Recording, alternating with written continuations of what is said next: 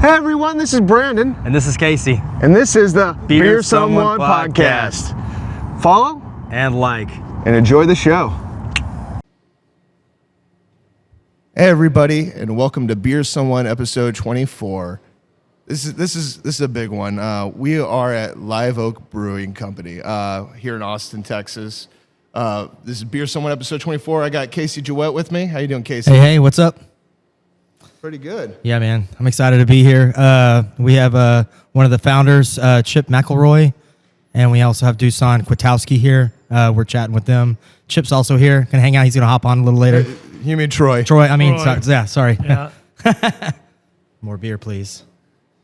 Yeah. You started off with the Pilsner? Yeah, the Czech Pils is what I started with. Yes, it's delicious. Cheers. Yeah. What'd you guys get? I've got a little fresh pour of the Spudweiser just went on tap. Spudweiser. I'm going to try to make it out there to you, Chip. What'd you get, Chip? I got a Spudziski. Half Spudweiser, half Grodziski. Oh, nice. Okay. Cuvée. I tend to do half and half with Grodziski a lot because it's only 3% alcohol. Can you tell me what those two different beers are? Well, the Grodziski is 3% smoked wheat malt, kind of a lager, Polish table beer. Okay. 100% smoked wheat malt. I got to try that. Yes, you do. It's It the has- best Grods in the world. Well, there you go. Yeah, we just won the Grodziski brewing competition that was held in Grodzisk, Poland. Oh, wow. That's awesome. That's really cool. Congratulations. That's cool. Thanks. You guys have several accolades. Yeah, we're stacking them up. Yeah. Yeah. That's pretty exciting, man. That's awesome. I think this Czech Pilsner has a silver medal from the Great not American sure. Beer Festival. That's the Texas Craft Brewers Guild. Cup. Okay, yeah. And then the Oro Rojo.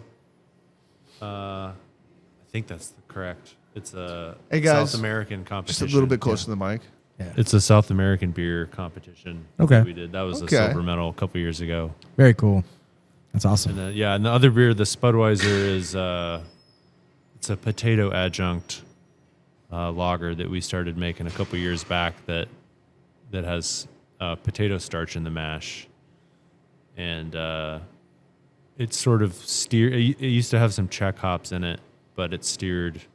The last couple batches have been domestic noble varieties that we've been just testing out to see how Right we on. like them. Yeah, so we You're made y'all the decide head to. brewer, right? I'm the head brewer. Awesome. And most of our hops are, European hops for the European styles we make. But so we like this. This is one of the. There's a couple beers that we use domestic noble hops in to just see what's out there. What made y'all want to experiment with potato? We'd done everything else. Yeah. Y'all been around a while. But I had the Spudweiser over the summer. I was telling y'all before we started this, me and my family stopped by and just admiring the awesome disc golf course and walking the grounds. I had my kiddos running around. They had a great time. And I enjoyed a Spudweiser. I really did. I was like, and I love the name. I think it's genius. Is it going to be out in the market soon? Is it on the market? I haven't seen it in Houston yet. It's just primarily a tap room beer. Sometimes some kegs of it go to some bars, and events. But it's just here. So It's available, but it's draft only. Okay. Okay. Right on. No cans. Gotcha. Is that something you would pursue in the future, possibly? Anything. is Anything, something okay. we would pursue in the Label future. as a potato. That would be really cool. Just The a potato. can looks like a Oh. potato. Well, yeah. it's got the potato mascot, is an which is Okay, it's a well, fun- right on. We're on the It's right a track fun, then. Yeah. a potato wearing sunglasses. That's cool. That's awesome. Yeah. Playful. Yeah. We started with the classics, the pills, and of course you got the Hefe, which we're gonna. Yeah, I'm gonna work my way up and try some things today. I'm excited. So yeah. So let's get into the origin story. 1997. We definitely like to dig into that. if 28 that's- years? Yep. Yeah. That's crazy. 29 in April. Yeah, in April. Yeah. Wow. Yeah, if you care to share some of that story, that'd be I wonder awesome. what starting a brewery was like in the 90s. Like, I'm imagining we're in a time machine. We're going to go back there. Dusan, were you there in the 90s? No, But I was Chip not was. I was not Yeah. there yet. Yeah, Chip will have to start it off for sure. He remembers. Yeah, Brian Peters and I started it. And first we wanted to do a brew pub, and then we realized we didn't really know anything about running a restaurant. Yeah. And so we got out of that, and then it became a lot easier because the place didn't have to look good, and it just needed to work well. And we got a lot of used dairy equipment. We were in an old sausage factory, had floor drains. We were one of the few breweries that had floor drains. It was great. That's awesome. Yeah, well, it was back convenient, then. yeah, Yes, it was. Yeah, very good. And bought a used brew house from Creveller.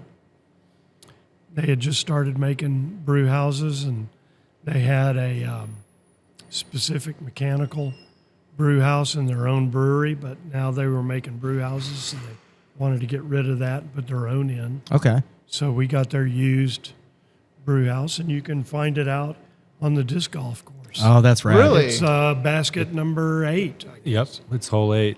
I You really get need to play this grounds. I can't wait. Yeah. Yeah. That's awesome.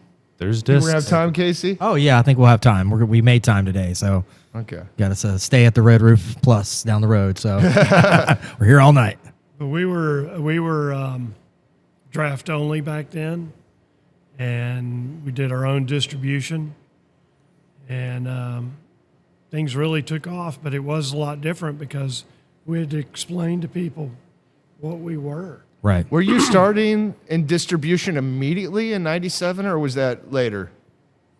No, we were not a brew pub ever, and so yes, we started immediately with distribution of draft beer. Yeah.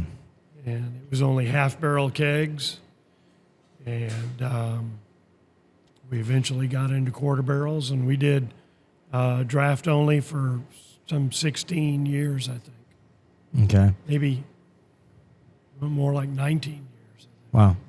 So y'all are considered the oldest operating brewery in Austin and in the Austin area. Is that correct? We are. And then so Celis was around. I think that Close to 2000. They had been around when we started, and then I think they closed. When did they close? 2001. Yeah. 2001. Okay. And then I think when did Real Ale They were before us. They were in 96. Okay. And St. Arnold was in, I think, 94. Okay, right on. Yeah. So y'all were kind of like the only breweries at that time, Are right? you Is the that- third oldest? Yeah. What? Yes. Yeah. Yeah. That's awesome. If you not counting Shiner, Right. No. Bud, and Miller. Yeah. Right. Yeah. That's pretty cool, though. I mean, Yeah. so was it just? Did you feel like you were just kind of gambling at that time, or were you pretty confident that it was?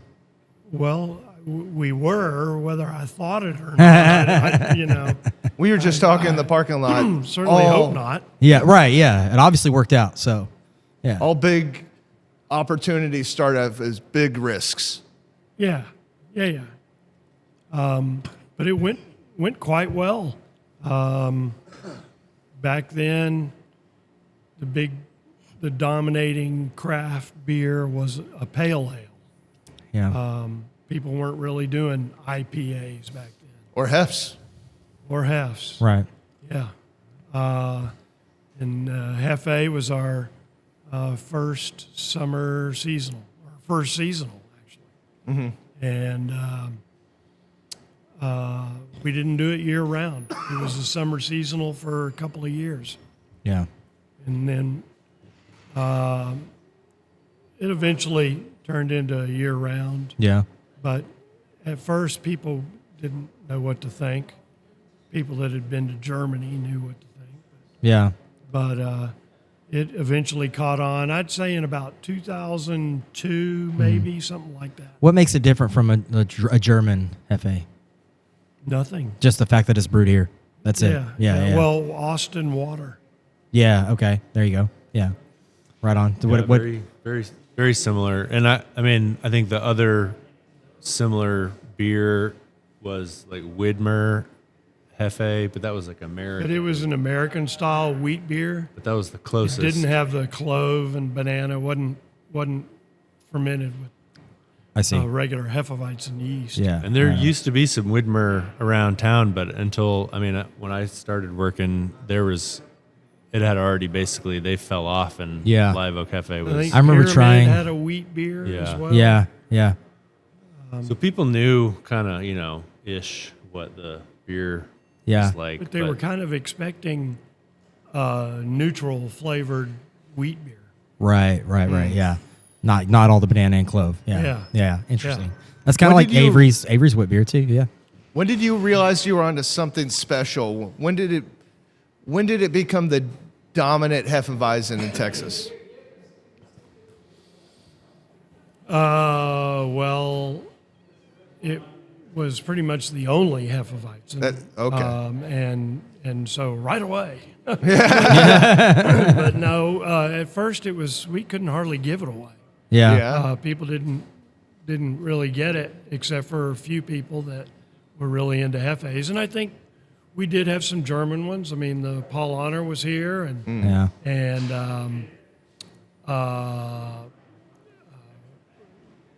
Schneider was here. I can't remember what else. I can't speak too much on the volume split before like 2008, but it was most of our production at that point. So early 2000s it started, and that was when it kind of hit its stride, and we were making it every week, and it was fresh. Mid to late 2000s. Yeah. Like after 2007. Okay. Yeah. When it got to be really So big. Shiner made a Hefe too. That was after you guys had already made the Live Oak Hef. Oh, I'm sure. Yeah. They had the weird like guy on the bottle that was like the same face. There was like a different face if you turned it upside down. Oh, really? Yeah, they had like a really cool label for it. But I'd forgotten that. yeah, it was a cool label that they had. But yeah, I remember trying theirs and trying y'all's like one night with some friends, and I was getting into the beer bug bit like when I was pretty young because I was in service industry and had friends that liked to try different beers and wines and I stuff. think it was hard for craft brewers to make a proper Bavarian style Hefeweizen because they were afraid it was too, unconventional. That's so funny. Even though it was quite conventional in Right. Bavaria. Yeah. But I believe they thought it was, and that's why there were so many American wheat beers, but not Hefeweizen. Right. Wow. You talked about volume a second ago. How much volume of the Hefeweizen are y'all moving out like today? Probably 60 or 65% of the beer that we make. Wow. Wow. Yeah. That's crazy. It's awesome. Yeah. Yeah. That's Yeah. crazy. It's Yeah, really I mean, good. at the peak of draft, it was 6,000 barrels a year of just draft Hefeweizen. Yeah. Yeah. Where's that Which is available? I'm assuming way surpassing Texas, right? That was just in That was just Texas? Austin, Houston, Dallas, Waco, San Antonio, San Antonio. Dallas. Did you say Dallas? Yeah. DFW? Yeah. Fort Worth? But 80% of that volume was Austin at around that time. First time I had it was in Austin. Yeah. Yeah. That makes sense. So that was 2013, 14. People were guzzling Hefe draft in Austin. Yeah. Yeah. Is there a specific time? Is it springtime that's the typically the spike that you see, or is it all year round? It's kind of just being drank. It's kind of all the time. Yeah, Yeah. it's pretty steady. Right on. I mean, when it's like winter here, and then when it's summer, when it's really hot and everybody kind of skips town for the meat of August, then maybe it's slightly less volume, but it's steady. Yeah. Yeah. Draft beer naturally spikes in the spring and the fall. Anyway. Right. It just And so right. when we were draft only, that was when we saw our spikes. yeah. Fair And enough. we didn't, other beer, if you're in package, summer's very good. Okay. Yeah. But when we were draft only, it was spring and the fall. Right. Yeah. That's what people are drinking most. Yeah. Cool. What made you just really want to stick towards German styles? They taste good. That's a good reason. Yeah. Well, and that I'm not just being flip. That really is the reason. Yeah. They taste good. Right. They've been doing it long enough. You know. Yeah. Yeah. And they've been taste tested over, hundreds of years. And so why not do those beers? Right. And they're not just German beers. We do Czech and Polish and potatoes. American. Yeah. Potato beers. Yeah. You're Yeah, I mean experimenting. the Germans were using adjuncts like potatoes Yeah. to make beer. So we're and they helped us figure that out. yeah. When did you come along the brewery? 2008? Yeah, Okay. So you've been with Live Oak for a long time. yeah, a little while.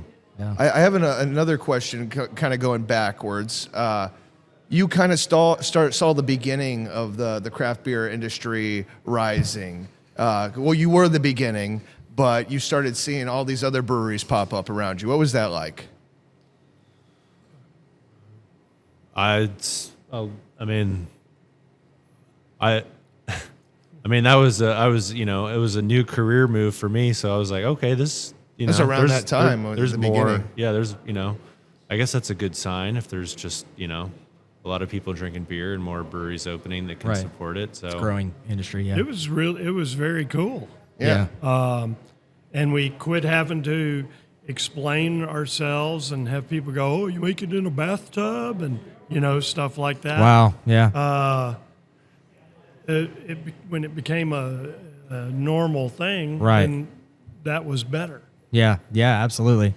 So. and we were kind of outside of the newer kind of style trends and stuff too. We were just kind of doing our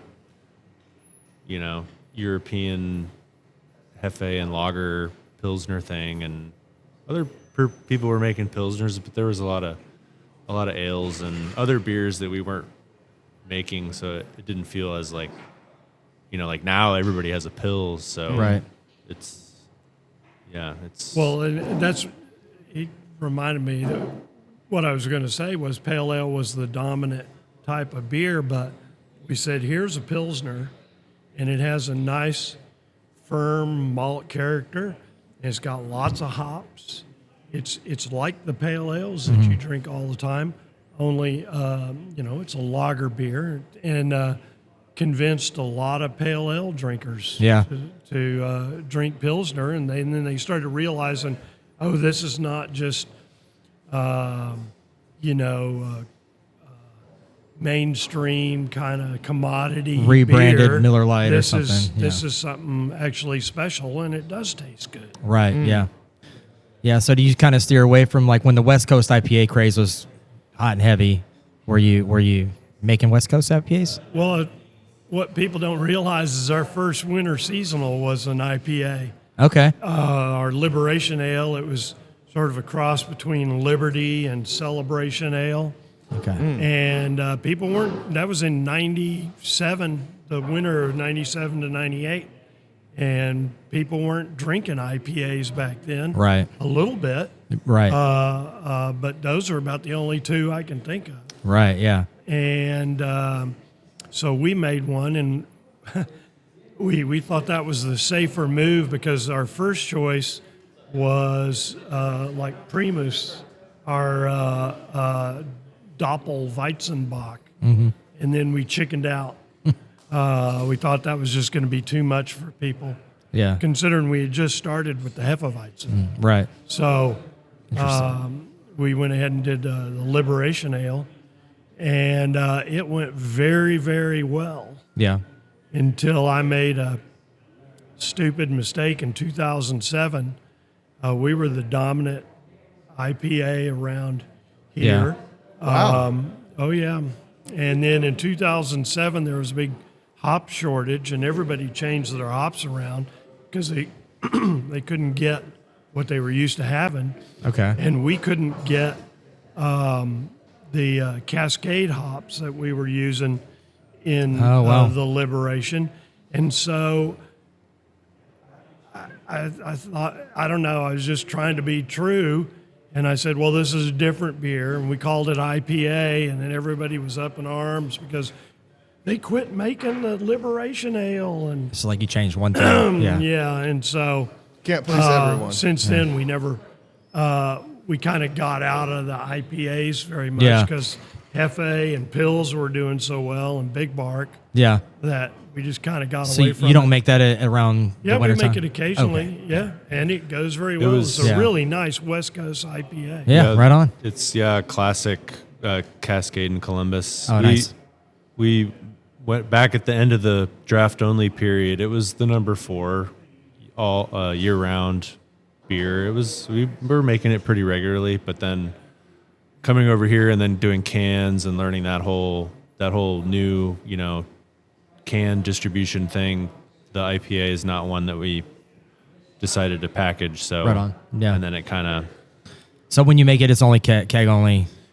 Tap and maybe room only? maybe a few cans for the Yeah. tap room, but yeah, draft only. Draft only. and mostly here. But there's Okay. other hoppy beers, other IPAs that we'll make, and just kind of rotate them. So what's- Usually have a hoppy beer. The difference in batch, like say from your live oak, your main movers compared to your seasonals like the Liberation or something like that. What's the difference? Same What do you amount? mean, what's the difference? Like, do you brew on a different like brew size? Like, do you brewing less of it or we the same amount? Yeah. We can, and we do some beers a smaller size. Like the Spudweiser was a third batch. Yeah. Okay. Yeah. 0.35x the size. We have a 75 hectoliter Braucon Okay. cooker, and we can do 28 hectoliters of, Wow. small. I mean, it's still a good chunk of beer. Yeah. But, it's small for us, but we don't have anything smaller than that. But all of our, variants are within the wheelhouse realm. They're not like stark divergent styles that are like, it's not a imperial stout that we're just hauling off and making a 20 barrel batch of that. It's Right, okay. Pilsner variation, IPA, something that's, we kind of know what we're going to That get makes out of this sense, thing. yeah. Yeah. To be honest, too, when we started having the IBU wars and people were, well, they weren't lying, but they were misrepresenting the IBUs in their beer. Yes. And Agreed. I just got kind of turned off by the whole thing. Yeah. And I thought this is just about, freaking people out. Yeah. And not about making a tasty beer with good drinkability. And, Right. well, tasty. I guess it is super tasty. Right. Yeah. But taste but preference. I got kind of turned off by the whole deal. Yeah, well, I it's thi- like your preference, your perception of bitterness is very different from the way alcohol affects your body and your bloodstream and all that. So, like when you compare alcohol and IBUs, there's apples and oranges, and so you're talking about people's perception, not. I mean, I understand that there's the science behind it, but I've had 40 IBU beers taste more bitter than a 60 IBU beer. Well, I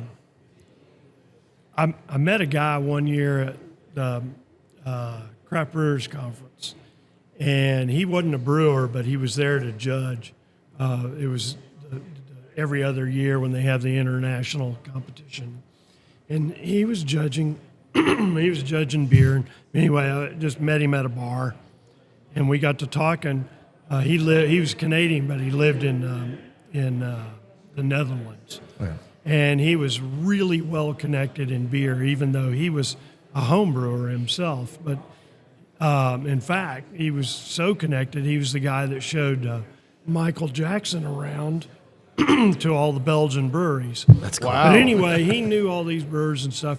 And we got to talking about IPAs and the way people were saying, yeah, we got 120 IBUs.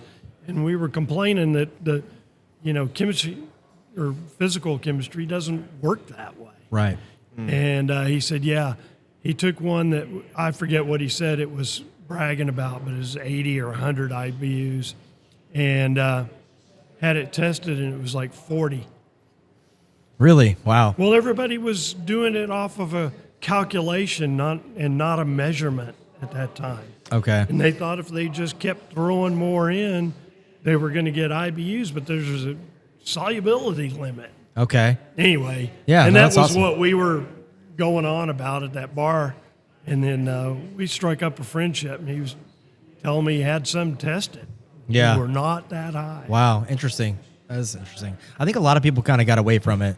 Well, if if you throw enough in there and you get all this flavor, and sure, there's lots of flavor in it, and that's good. Flavor's good, Right. But The it's market's not definitely IBUs. on a change right now. There's Yeah. a transition in what people like. And a lot of what people like are what I'm seeing on tap here today. Yeah. Yeah.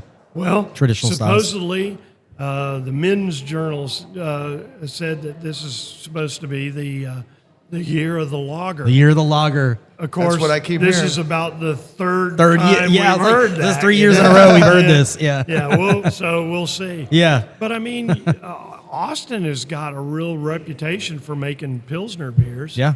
And we feel kind of responsible for that. You Yeah. should be. I bet. Yeah. I've always thought of Austin as more of a traditional beer scene than Houston or Dallas. And even Cool. San Antonio. I mean, well, San Antonio's got a mix. Well, they had Weathered Souls there for a while. They were really throwing things in experimenting a lot. Yeah. Yeah. I got to check out Weather Souls before they closed, and actually that's a good transition. I asked earlier, you saw the beginning of all the breweries start popping up here in Austin. Now we see a lot of breweries closing. What's that like from your perspective? Well, I don't know. Are you familiar with Lester Jones, the NBWA economist? He just gave a big talk yesterday, I guess. I Maybe missed the day that one. before. Anyway, about why they're closing, and there's all these reasons like changing habits of people and the economy and all this stuff. And he was saying to suppliers and distributors, stop blaming it on all of that. We have too much capacity. We do. Yeah. There's too much capacity. There's too many manufacturers Right. Yeah. making too much. And Right. In fact, he said, I think it was in 25, but it might have been 24. There was more whiskey or spirits thrown away than brewers I make heard in that, an yeah. entire year. It's crazy. More ethanol was Yeah. thrown away. I don't by remember the one of the spirits liquor industry. companies said that they were going to stop manufacturing in this entire year. I can't remember which one it was. That was is either Jim Beam. Jim Beam? Yeah, I Yeah. think so. Wow. Which is probably a better idea than throwing it all away. I don't know. I don't know. Right. But at any rate, we have too much ethanol, and so yeah, we're having closures. We're having a hard time. Yeah. You felt it. And but that oversupply, and that was one thing that he finished up with, that the oversupply. Yeah, it has its reasons, but we're oversupplied. Yeah. There's a bubble that will burst. Yeah. And think it's people too big. aren't trying to spend money right now. Me and him were talking about that on the way here. Like, Another reason. people Yeah. are keeping money close to their chest. Yeah. They feel like they aren't having enough money to support their family, and Right. they don't want to spend the little money that they have. So craft beer is a luxury. Right. Going out is a luxury. Well, yeah. In 2002, though, that worked in craft beer's favor. No, was it? Yeah, 02 and maybe 08 too. But anyway, 02, when people quit going out so much, but they still went to the grocery store and bought, they'd splurge on a $10 six-pack. They weren't going out to a nice restaurant and spending, $100 a head with their wife, but they were splurging on six. Well, we didn't get any of that business because we were draft only. Right, yeah. It was very That's frustrating. funny. So this last week we had the I wouldn't say the big freeze, but there was definitely fear of a freeze, fear of losing power. Me and Casey, we sell for our prospective breweries but we don't sell to grocery stores. We're not available at grocery. We're only available at local bars in Houston. So the accounts that we have didn't run through the beer that they had over the weekend. The beer stayed put, at least most of them. But everybody that I talked to in grocery sold a lot of beer in grocery over the weekend. Yeah. So I bet y'all thrived this weekend. What's that? This weekend, I bet y'all did pretty good. Yeah. But off-premise sales are down. Mm-hmm. And one real bright spot I took out of Lester's talk was that on-premise is up slightly. How much? Wow. Compared to last year? So Yes, it's up from 14% of overall sales to it's not much, but it's up. I felt like HEB is cutting back beer. 14.8 or something like that. Yeah. But it's up. So do you think people are going to the grocery store and they're just like, I'm just going to get the cheaper thing, No. or just less of I it? just think people are just getting a little less. Yeah. I like the experience. I don't go to the grocery store and buy beer too much. I like to go to my local brewery or my local bar and support that way. It's like being out and supporting. But I'm in That's Kingwood, what so I they're got saying, to do that it. people are trying to become more social, yeah, which I hope so. Right. Yeah. Well, I mean, there's too much sitting at home on your Right. The pendulum has to kind of swing back a certain way. it's Yeah. definitely cheaper Game to sit at Boy home or though and Yeah, drink some right, beers yeah. compared It's whatever to grocery consumes you. prices Yeah. compared to bar prices. Yeah, not as rewarding though. No, it's not. Right. Yeah. Well, Did cool, a lot of man. people come up to the brewery and buy some of your to-go beer before Friday, Saturday, before Sunday when we had the threat of the freeze? I don't think it was a big amount. No. It wasn't. We didn't get a line or anything. No. We might have sold more. We sold a lot out the door during COVID in Yeah. cans. Yeah. That was pretty cool. Yeah. Tell me That is about very that. cool. Yeah. Tell them about all the Pilsners. Well, we were in, April of 2020 was going to be the Craft Brewers Conference was coming to San Antonio. And so we were, gearing up, and we made, I think in April for that month, we were going to have 8 Pilsners on tap. And we kept them kind of cranking 8? throughout the year. Yeah. I mean, we always have like 2 or 3. So adding some more, we had some hop suppliers and malt suppliers collaborate with us to make some variants with some new or experimental hops, some different ingredients to have.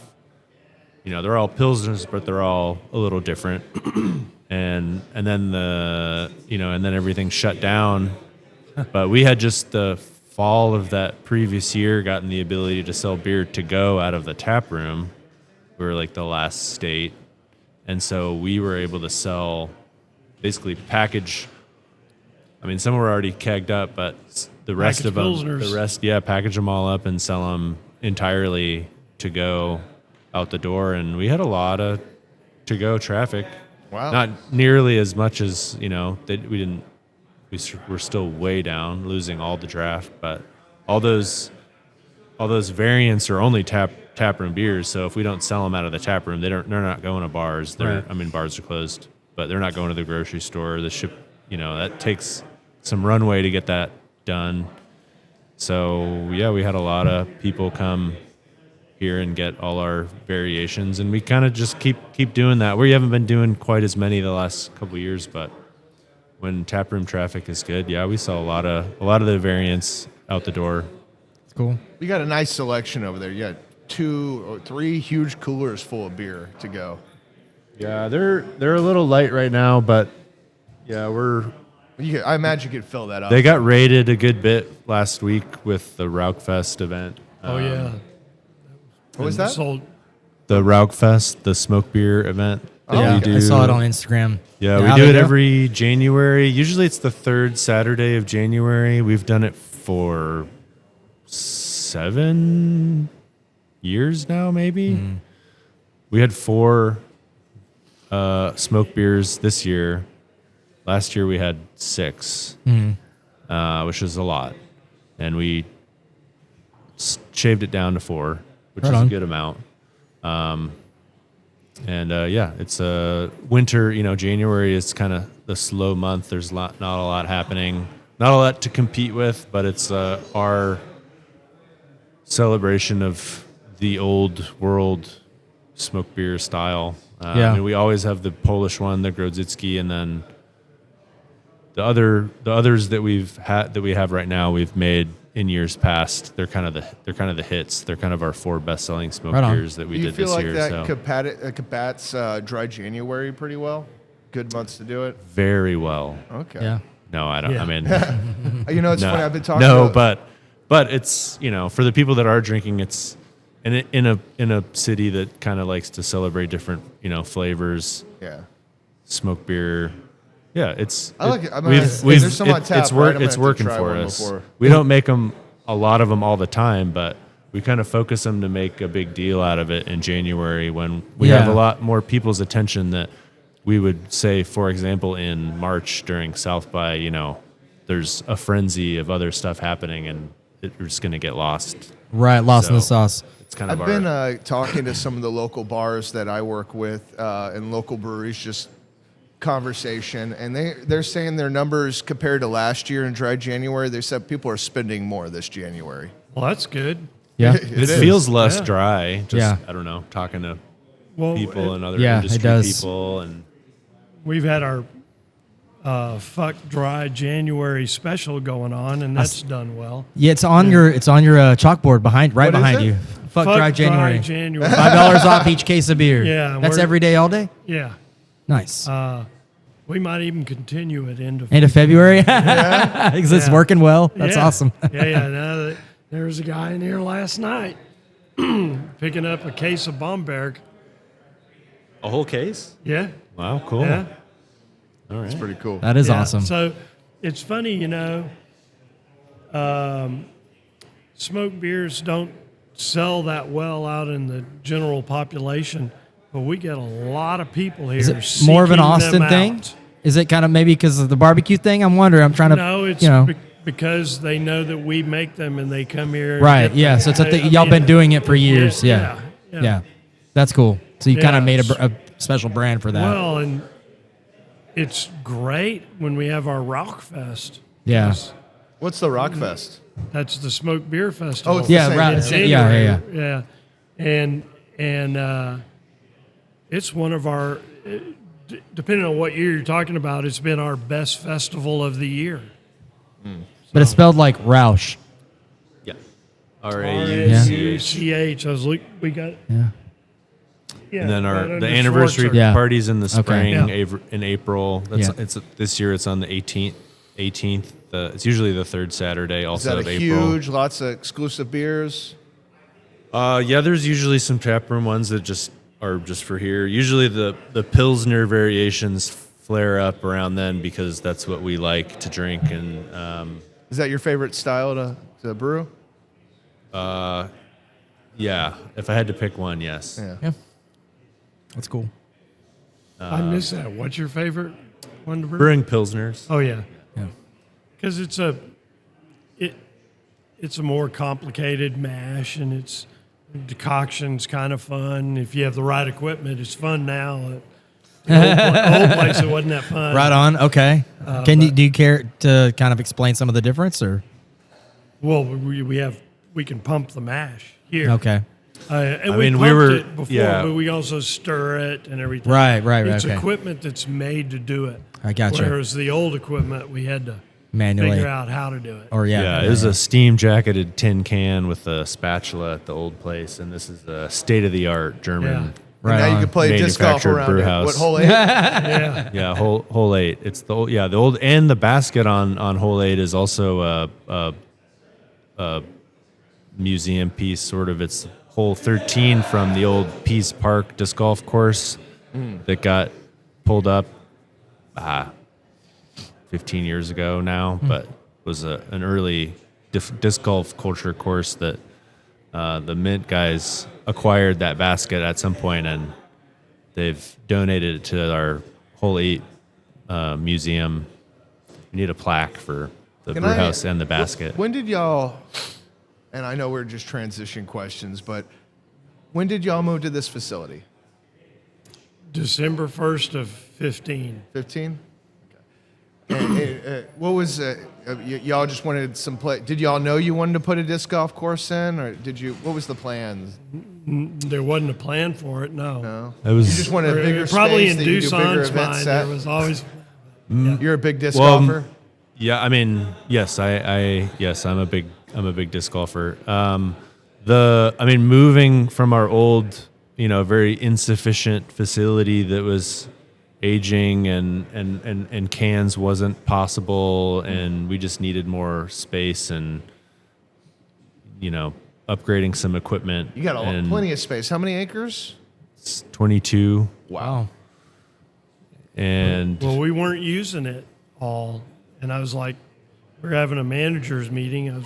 We got to figure out something to do out here. I don't care what we do, have camping or disc golf. Can you camp here? Yeah. No, Oh, but you can play disc golf. I said, but we got to do something with it.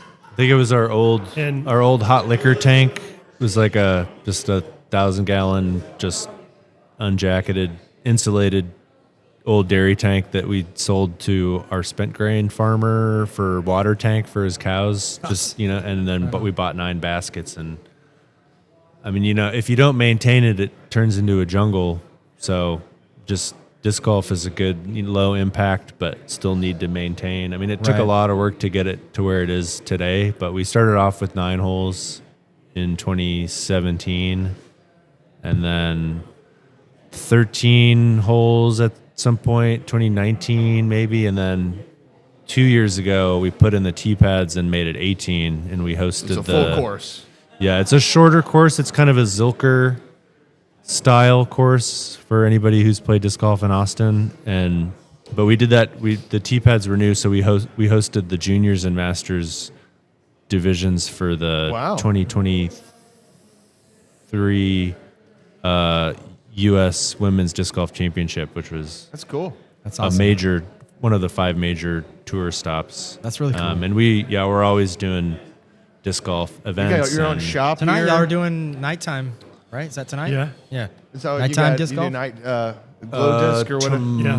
Yeah. Next Thursday, I think it starts. Oh, okay. Okay, next Thursday. I So don't a think week it's- from today. Gotcha. Yeah, I don't think it's tonight.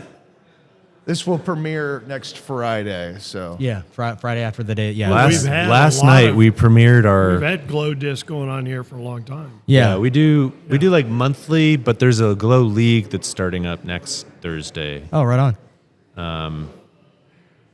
So people bring their own glow discs, or you guys Yeah. provide them? well, probably either or. You Both. got a huge shop over Yeah, here. y'all have a lot of You disc manufacture merch. your own discs as well?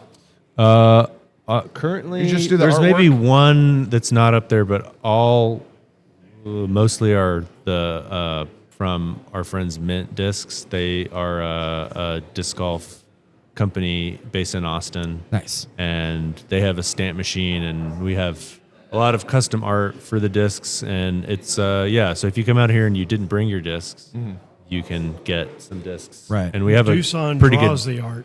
Really? That's badass. pretty good bag. So you send them the art, they put it on the disc, and that's I that's bought cool. one when I It's was really here good. last time and over the summer. I haven't used it yet, but I have a Live Oak disc in my bag. Right on. That's very cool. So it's cool that you guys use an Austin-based company to make those. That's one thing that we find kind of one of our favorite things about breweries is the community aspect, kind of helping each other out, utilizing companies like that to make products that you guys sell here.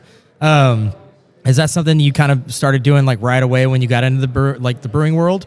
It's kind of collaborating with other companies that were close to there wasn't you. anybody to collaborate with. Oh, well, other breweries to collaborate with. Okay. But sure. And also doing a lot of charity. I mean, we gave away a lot of Yeah. beer to local charities and Right stuff. on. And I got no way of measuring it, but Yeah. I think it was good for us. Yeah, absolutely. Yeah. That's one of my favorite things about the brewing industry is just all the camaraderie with local companies and local Yeah. businesses. Yeah. Yeah. Y'all do you ever do like vendor markets, anything like that out here? Yeah. Yeah. That's very cool. Yeah. Yeah. And the cactus and succulent market. And Oh, right Yeah? on. So very Yeah, so specific. When's that? it's in the springtime, and it's probably our biggest market. Really? Really? That's cool. It's crazy. That's kind of fun. They're real fanatics. About Y'all make a cactus and beer? succulent. We did No, in the we past have. for 2000, for I guess the 2007 Craft Brewers Conference. We got together with Real Ale. We picked a whole bunch of tunas. We got a big cactus patch back there. We picked a whole bunch of tunas and made it's kind of a purplish That's beer. awesome. and- yeah. That's pretty cool. Purplish. That's awesome. Well, yeah. Yeah. That's what the tunas look like Yeah, that's when you rad. open them up. Yeah, that's pretty rad. I'd like That's to very try cool. that. Yeah, that's fun. I mean, so if you're gonna do a cactus beer, so you said that was a long time ago. What's that? You said it's been a while since you did that. 2007. Okay, right on. So you probably didn't make a whole ton of that. We didn't. Real Ale made it. We did it with them. Oh, okay. That was you were asking about collaborations. Yeah, too. yeah. That was a collaboration. Yeah. Do you That's do a lot really of collaborations with local breweries here in Austin? We do a few. We can't really stack up the small batches too much here. Just like, maybe. Yeah, I mean, the Spudweiser is a collaboration with Holdout, the brew pub over on the downtown. Yeah, they're pretty much downtown. This is maybe year 4 or 5th. We started doing it about twice a year, maybe, because it sells well. I feel like I came the perfect time but- because I had it last time I was here. Yeah, I mean, the smoke beers it's kind of a smoke beer heavy, tap wall right now. But yeah, we do a few, but not a bunch, not as much as the brew pubs because they can just, they can move a batch of beer in a couple weeks. It takes us Yeah. a month or two. So, but yeah, a few. Oh, that's really cool. Grodzicki. It's funny. And I said in the beginning we were excited to be here. This is our first podcast that we've done outside Houston. So, we did one in Stetsy. Sorry, we did. Yeah, one that in was Loveland. the farthest, but this is now the farthest. First one in Austin. First we're one in kind of Austin. breaking our rules because we're called Beer Someone. So be someone. We are from Houston. We love Houston. We love our Houston brewery scene. Yeah. But this is amazing. Thank you so much for your time. Not saying that we're close to the end of this, but I didn't mention at the beginning that we do take breaks. So whenever y'all are ready, we can take a break and we'll go take Get a some beer pictures, and get a all beer. that. Yeah. All that good So stuff. just letting y'all know, I feel like I didn't put that information out Yeah, there. yeah, no, it's good. It's been great conversation so Are far. there too. really any beers you want to try? Yeah, absolutely. Yeah, I I kind of want to try want them to. all. I think I might try the Spudweiser next now that I've had the I'm pills. gonna get a Spudweiser. I do. He was telling me you got the Death Putt shirt on, so I want to try the cold IPA. And you said you had some smoked that's a beer good still one. on tap. Yeah, the Schwarzerau, the smoked Schwartz beer, the I love a Schwartz Bomberger, beer. smoked amber lager, and then the Grodzicki, and then the Fumigator is the smoked Doppelbock that has both kinds of smoked malt. The oak smoked wheat malt that we use in the Grodzicki and the Beechwood smoked barley malt that the other two beers have. That's cool. No Roush beer for Roush Fest. What do you mean? It's just, I was thinking Roush beer, Roush Fest. It makes sense.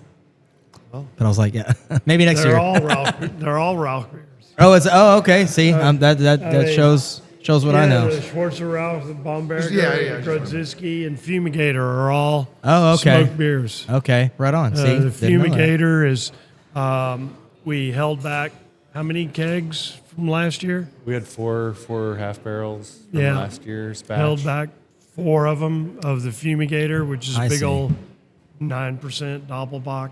Okay. And oh my God, it's really good. Yeah, Okay. it's really good. Is it? Yes. But it's That's not on awesome. tap right now. Yeah, it is. Oh, the Doppelbock? Yeah. Okay. Yeah, I'm Hey, gonna I'm work gonna my have to way get a up that, flight. to that. I'm gonna Yeah, have Yeah. to do a flight next. Yeah. yeah, I might get a little heavy. Yeah, I mean, we can try a few of the beers and talk Yeah, about if you them want if to, you want to. if you want to break. Yeah, let's go and we take a can break and we'll Load come up back. on a flight of beers Yeah. or so. That sounds Let's good. take a break and we'll be right back in a couple minutes. Are you someone who loves beer and is looking for a bigger home so you have more room for that beer?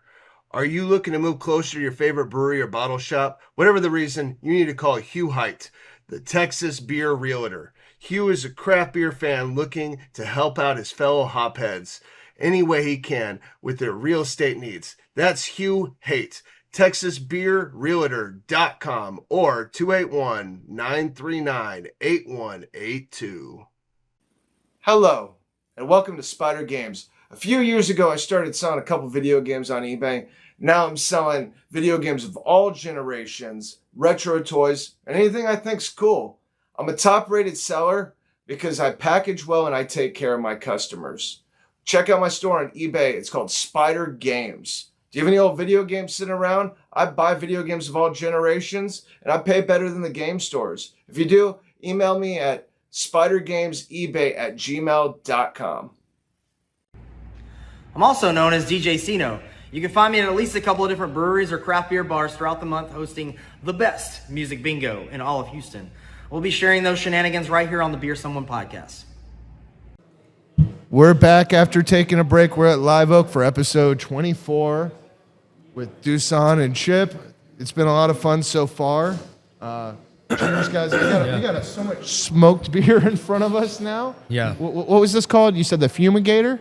That's the Fumigator, the smoked Doppelbock. Casey And it got is one. fantastic. Yeah, I have one too. It is really What's the percentage delicious. on the Fumigator? This one's Hello, 9. Groot. This 9? is Groot. And Hey, then Groot. you got That's about as high as we Hello, Groot. as we go for our lager yeast, and we don't use it again after that. You look like you're aware that you're on camera. Okay, let me. I haven't tried it yet. I don't think. He's a showboat. He's showboating. That's so funny. I got all the smoked beers in front of me. I think right now. And which one is this? You give me cards. That's the smoked Schwartz beer. Smoke Schwartz beer. Casey. Schwartz beer. Yep. Cheers. Cheers. So these are both the same then. Okay. Yeah, I thought he poured us 4 different. I was like, damn, they're y'all do it. just do 2 it, different. Go crazy with this. Yeah, it's the same. Yeah, Nice, we weren't nice. sure if you guys how much you swap, sips. Yeah, fair enough. Well, yeah. we swap a lot of saliva. We do. Yeah. We're sharing a king bed tonight, by the way. I messed up the booking. No, we're not. No, That was my first question when he booked the hotel. I'm like, you got 2 queens, right? He's like, no, 1 queen. Yeah. For my queen.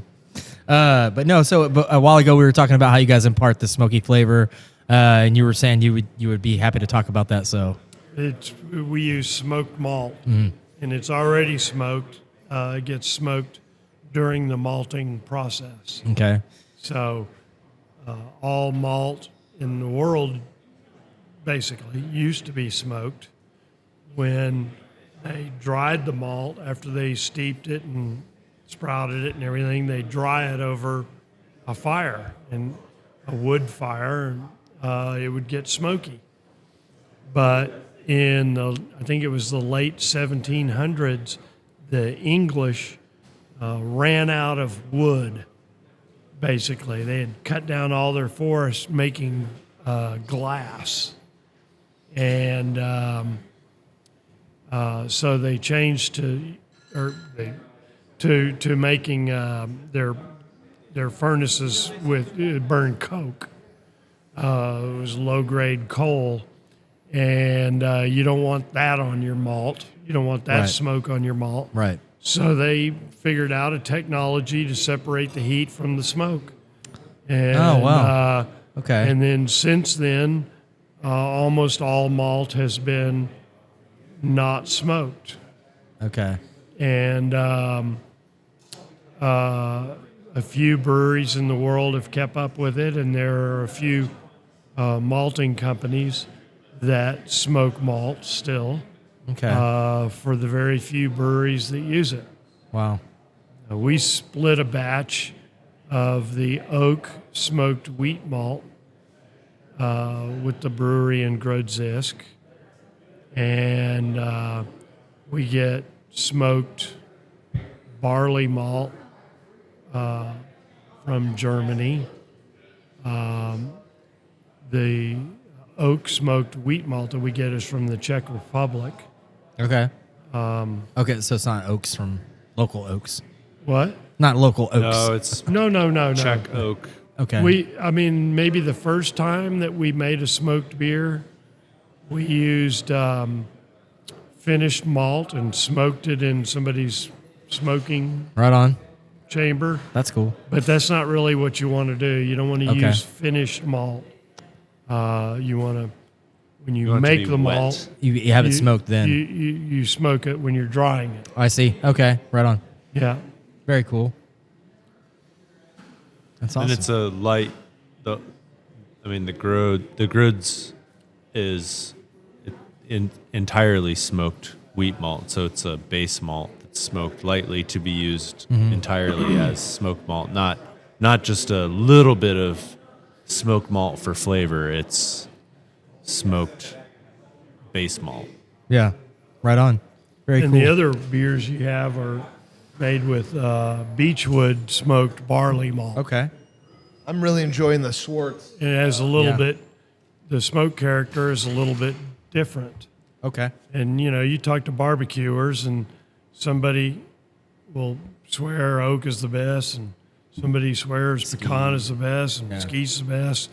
I mean, you ask 3 different barbecuers, you'll get 6 different answers. Right. Yeah. And, the type of wood that you use does make a big difference. Right. So the Grodes is oak smoked, and all the other beers are beechwood smoked, which is a more prevalent malt.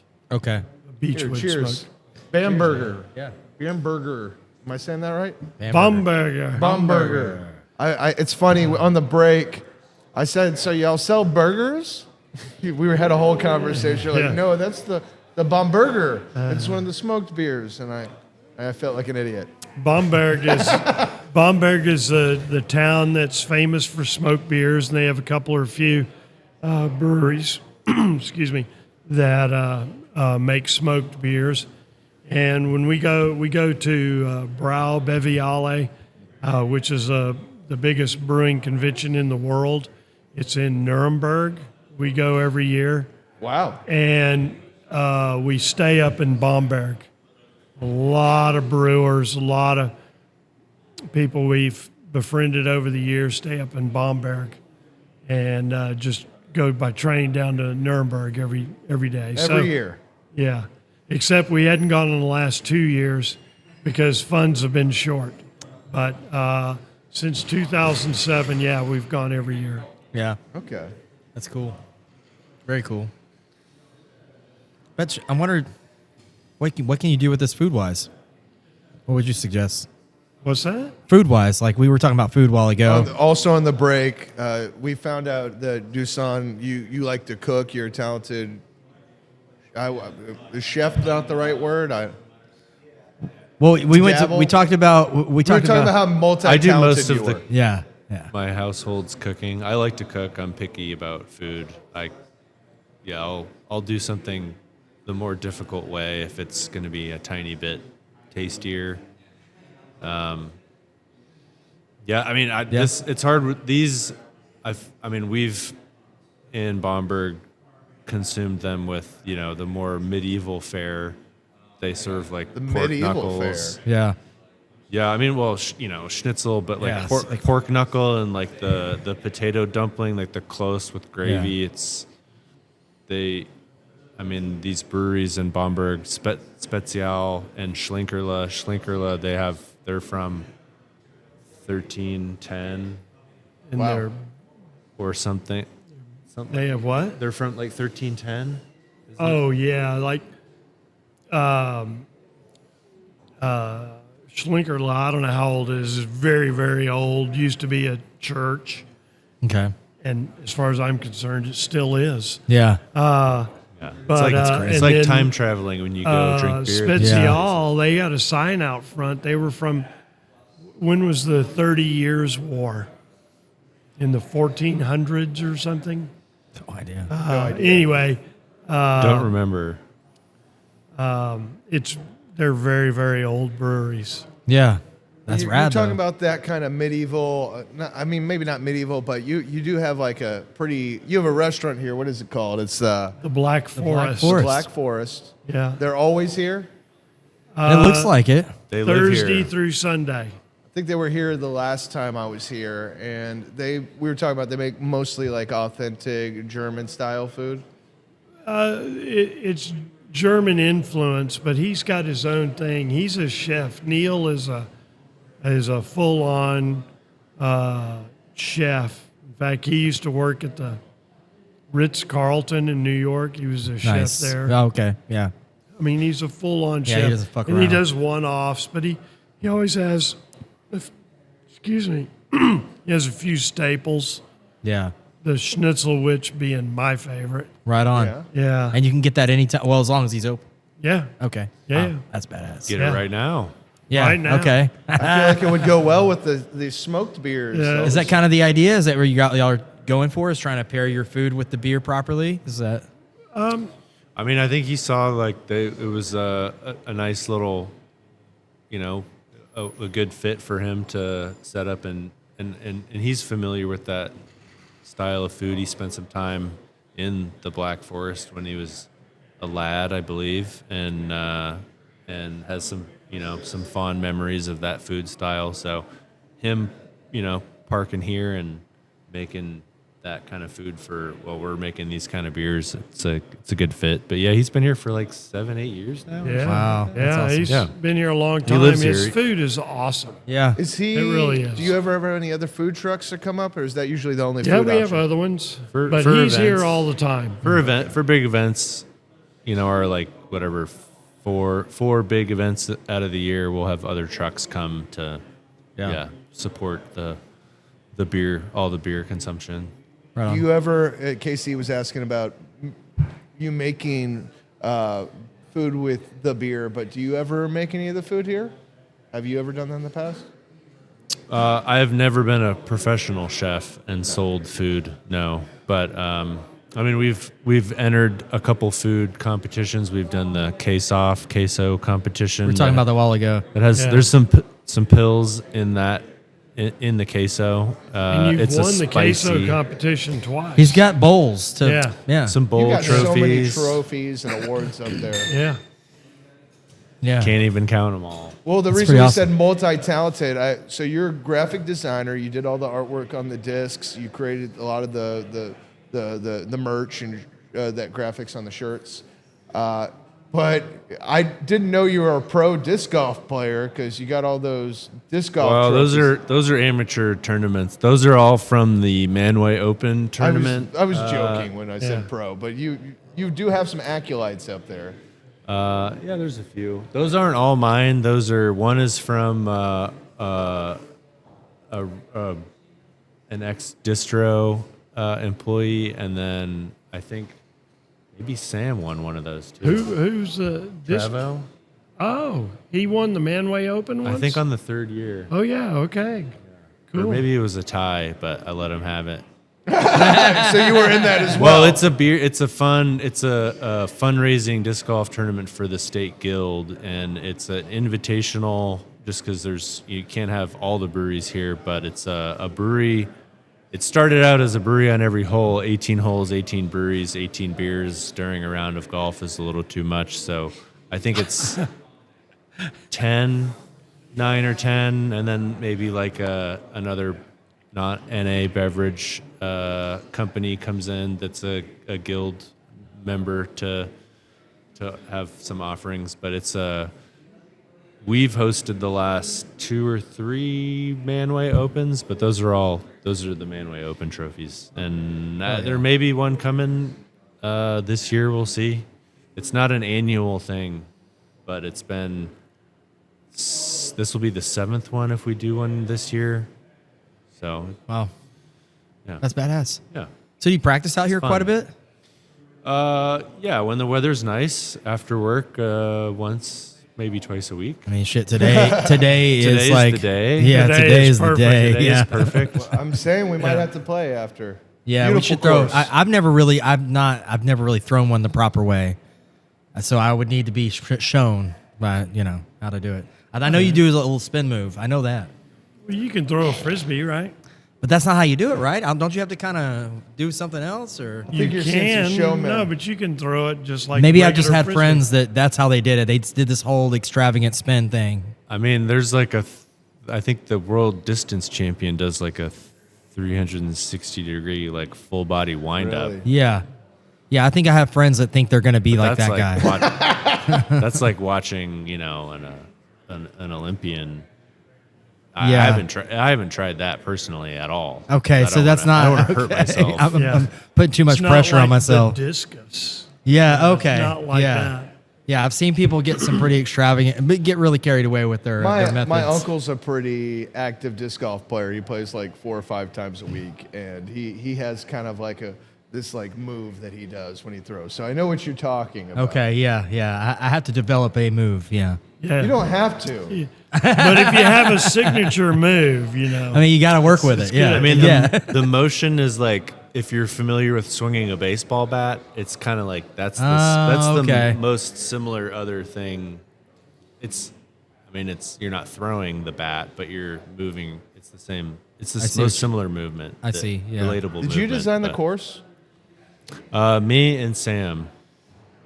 Yeah, I assumed you did. I haven't walked the entire grounds of the course, but we definitely need to check that out. How many acres is this place? 22. 22 total. The brewery sits on about 5, and then there's a little bit of an open field, kind of parking overflow area that the disc golf course isn't really kind of plays around that too. But yeah, somewhere around 16, 17 acres for the course. Really? It's a pretty snug fit, but it's for 18. But it's not bad. It's fun. It's not.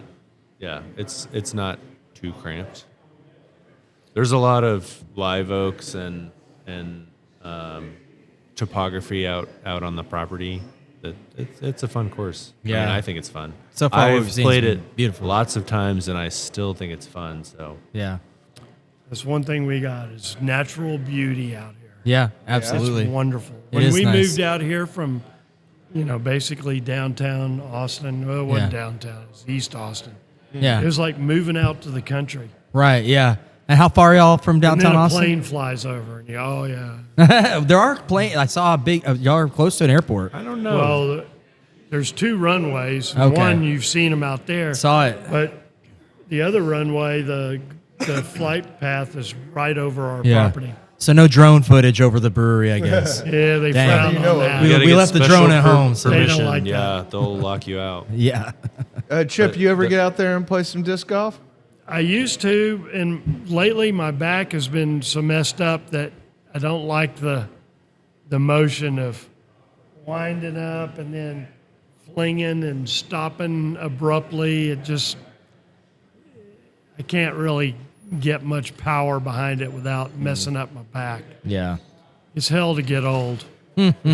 But I go out there all the time, and I still drink beer out there, so I'm kind of Yeah. like them. In solidarity. Yeah, you're there. Yeah. Exactly. That's cool. Yeah, well, I mean, one of the differences between the old place and this place is that we didn't have a tap room at the old brewery. It was when we had a keg box, we would give beers for tours and beers after work, but it wasn't, we didn't have a front of house. Anybody can come by whenever sort of thing. But now, Didn't stop people from anybody coming by whenever. yeah, a lot of, I think for a good chunk of time, if you searched brew pub in Google, Live Oak came up as like the first option. And so there was like a stretch of months or years where people would show up pretty regularly on Friday when we'd be, mucking out. And Yeah. are you guys open? And you don't want to shoo them Sometimes- away. You're just like, but we have things Sometimes to they do. got some beers. Yeah, exactly. But yeah, so that was a big difference here is come get a beer. We're open every day. Yeah. That's really cool. It is pretty cool. Yeah. Oh, you asked us about these tables. Yeah. Oh, I asked about the tables. Yeah. And what did you tell me about these The- tables? These tables are made out of the wood and these big bolts. Yes.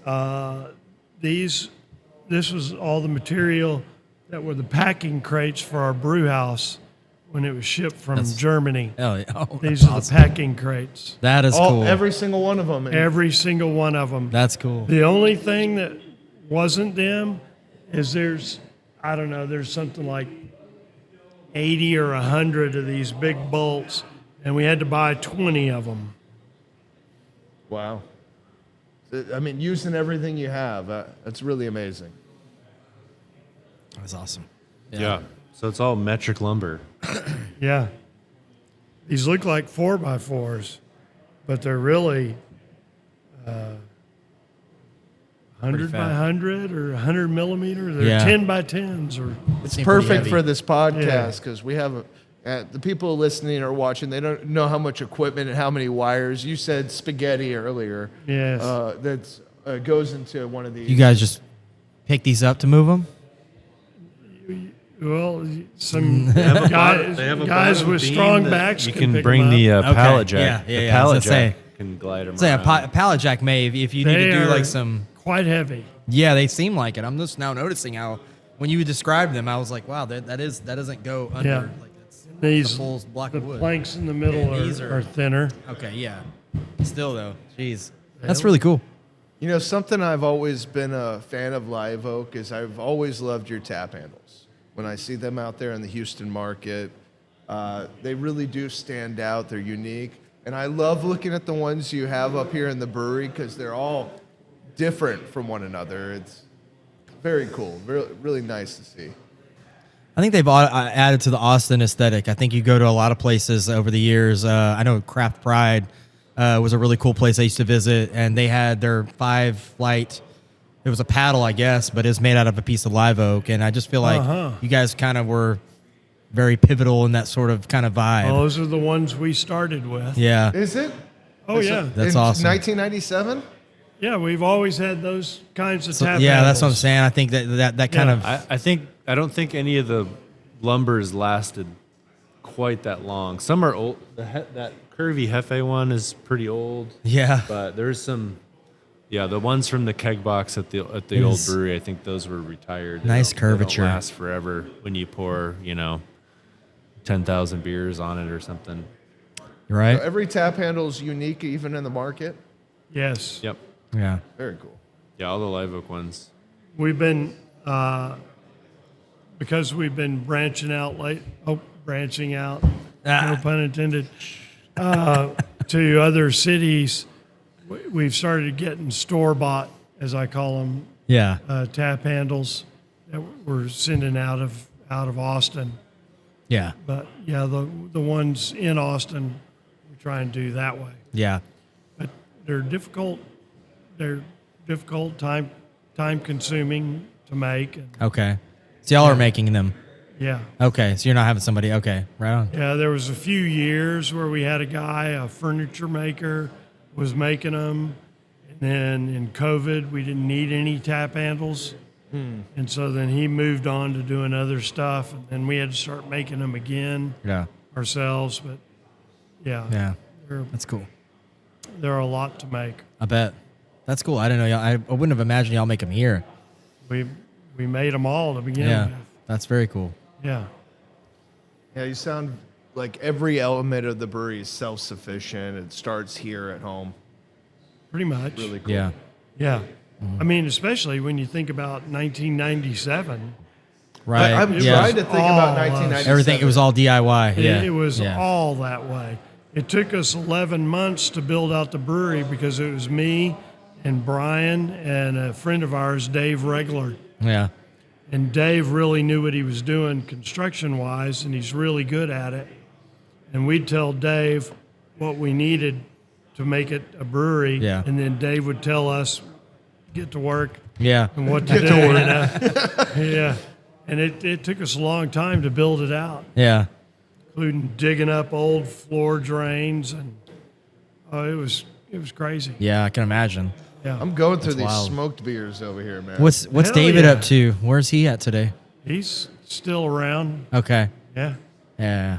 He's got his own construction company. He Yeah. made these tables. Oh wow. So he's the one that manufactured. Absolutely. That's, And he made this room. wow. All the wood framing and the ceiling out there and the ceiling in there, plus that big beam. He put all that in. or What did you he and guys his do before brewing? What did What did y'all do before brewing? How did he learn how to do all this? he's just a construction He's just, guy. yeah. Oh, okay. Yeah. Is that where you came from before brewing? No, I was a biotechnologist. Wow. Okay. Yeah. Right That's on. a big change. No. No, No? I was like, it That's sounds what like it's right in brewing the, is. It's the just real sort of wheelhouse. more primitive biotechnology. Oh. Yeah. Yeah. Yeah. Brewing is enzymology and water chemistry and fermentation, and that's what I did in graduate school. And That's really cool. you know, it's the same stuff, but just sort of more primitive. Yeah. What made you want to get into this side of that, though? Poor judgment. It was a home brewing deal that got out of hand. Yeah. And when I finished school at UT, and I had a postdoctoral fellowship in California, and I had met a guy at scientific meetings who was a really good brewer, and when I moved to San Diego, and he lived in San Diego, and we started brewing together, and I really got into brewing all malt beer and doing controlled fermentations, lagers, doing a lot of lagers, and it just kind of got out of hand. It's so funny. Well, you're doing Out a of hand. great job. I mean, really I enjoying love these what beers. we're seeing. If this is out of hand. Yeah. Yeah. Well, these are really quality beers, so thank you. I really enjoy Yeah. it. Yeah. And I mentioned earlier, I don't know if I've mentioned it on the podcast. So our last podcast we did, and I know I've said we did one at Love Lady at Stetsy, but Dennis Gore said came out here and spent some time with you and said that he had a great experience and learned a lot from you. Excellent. Yeah. Excellent. Yeah. Yeah, he's got a really cool thing going over there in Lovelady. Small, tiny little Texas town, but they're surrounded by other small Texas towns, so people flock to it. And Yeah. they do really good food as well. I think that also helps their business model. It's got a great kind of their view. I mean, we also caught it on a beautiful day like today when we went out there. Yeah. We're getting lucky. Yeah, we've then- been getting lucky. There's, several brew pubs that are in, not so densely populated areas that get in people Yeah. from the surrounding towns, which is something that you wouldn't have seen back in Thank you. '97. What are we trying now? You see it now. It's a hard shift from smoke beer to hobby beer. This is so we were talking disc golf earlier, and if you're considering playing disc golf today, Smells good. this is Is this the cold IPA? the cold IPA, the Death Putt Ale. It's Let's five. go. Yeah, This is the 5%. one it's on your shirt. Yep. Yeah, it's Wow. It's great. It- It's really great. oh good. Yeah, we don't make a lot of hoppy beer, but we try to do our best. And that Mosaic? it's Well, that's not really true. I mean, I would say the Pilsners are fairly hoppy, It's on. yeah. Well, we don't Come over there to you, Chip. but not a lot of crazy do, hops. Yeah, or we don't do a lot of cold hopping in the cellar, which is it's tricky for us because of our horizontal tanks and our Yeah. fermentation conditioning, beer movement, yeast access. So it's a little tricky to get the timing of the hops and get them all in there and keep the oxygen out and Yeah. yeah, because we're making them with the lager yeast and very yeah, there clear. is a little bit of mosaic in here. This is one of our champion old school hops that was in the Liberation IPA, which aside from Cascade is the Columbus. Okay. Yeah. And so this has Columbus, Mosaic, and Simcoe are Oh, the nice. main hops in Nice. this beer. And I mean, Simcoe's a classic, and Mosaic is sort of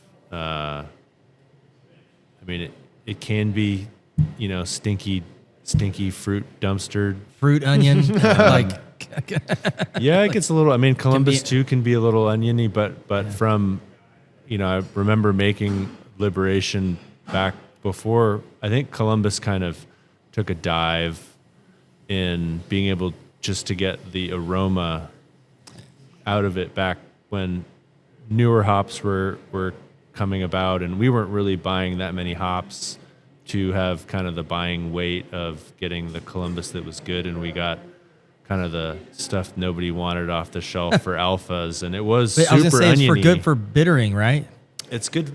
It's good for bittering, and that's primarily what it was, demoted to for a while. But there are some growers now kind of championing the aroma quality of Columbus, which I think back when we were using it originally, it had really nice aroma. Also, I mean, we used it for bittering, but it had nice, very dank aroma, Right. and a little bit of onion, a little bit of garlic, a I little like bit the of onion diesel, and- but it can easily get out of hand. But I mean, same as Mosaic can get out of hand as well. Yeah. So it's just kind of Agreed. when and what you get. It's just Wasn't it probably the largest produced hop in America for a long time?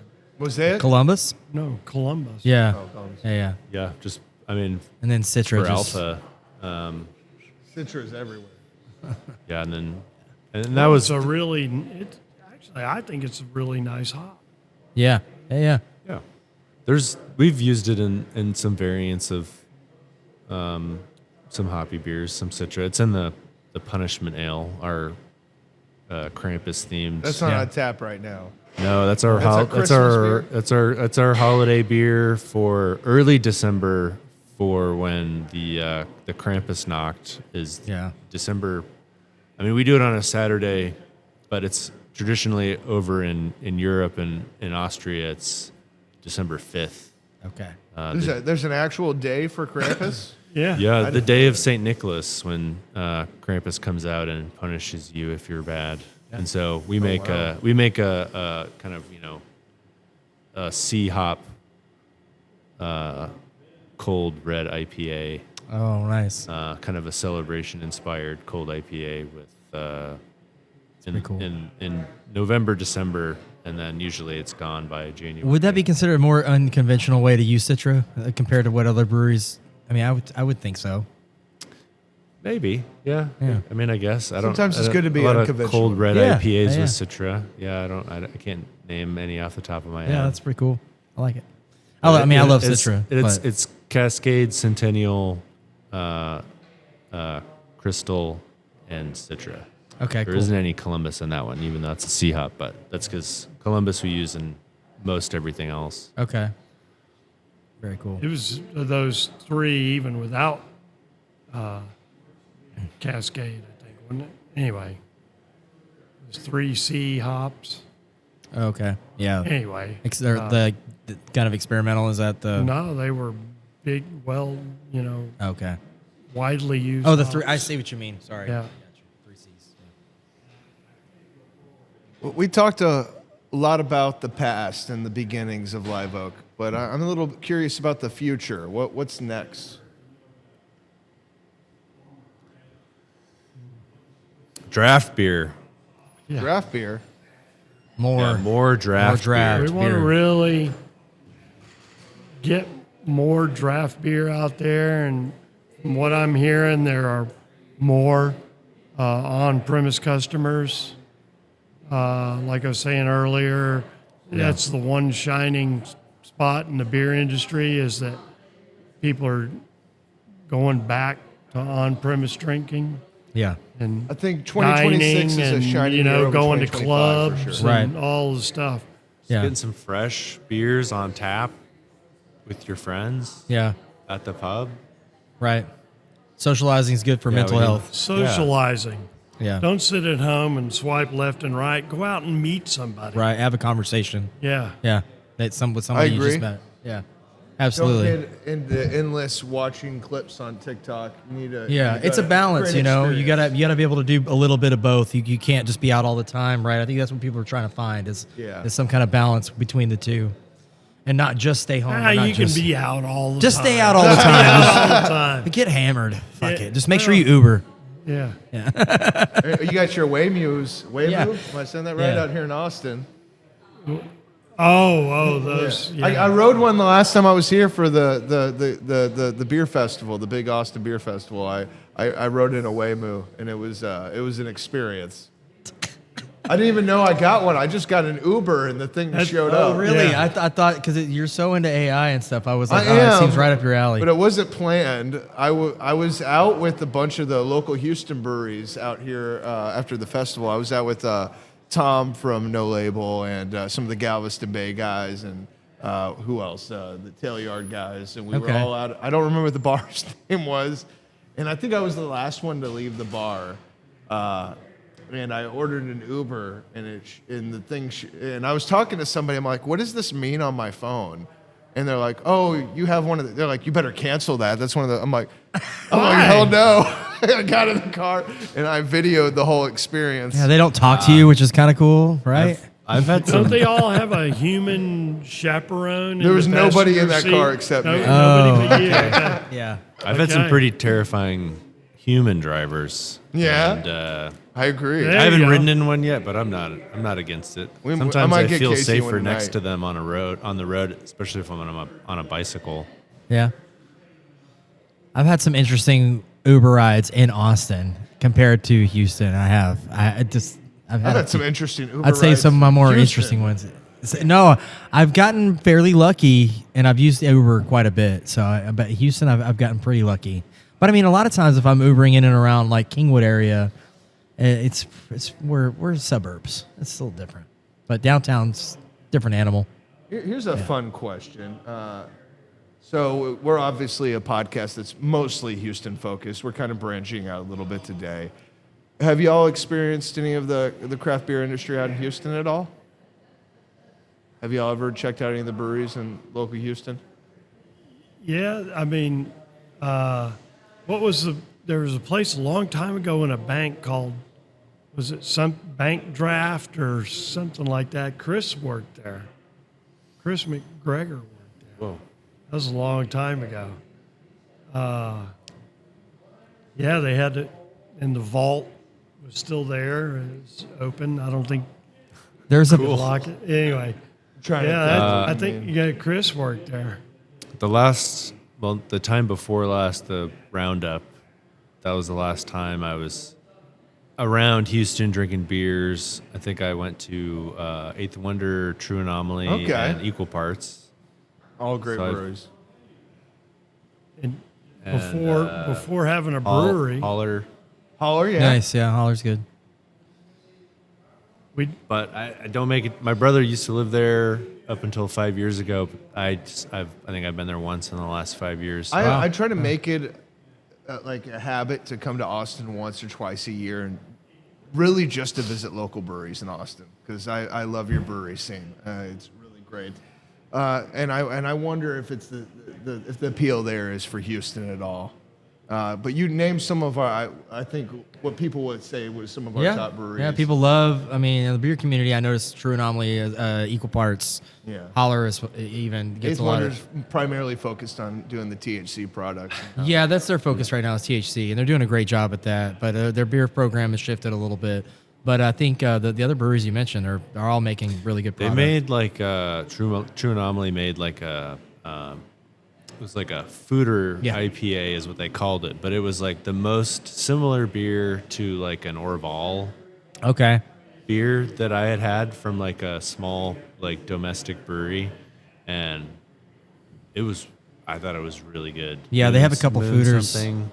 Yeah, that was really good, and it was like I had it when it was like kind of old and like dry, and Oh, nice. it was very Orval-y. Yeah. and really good.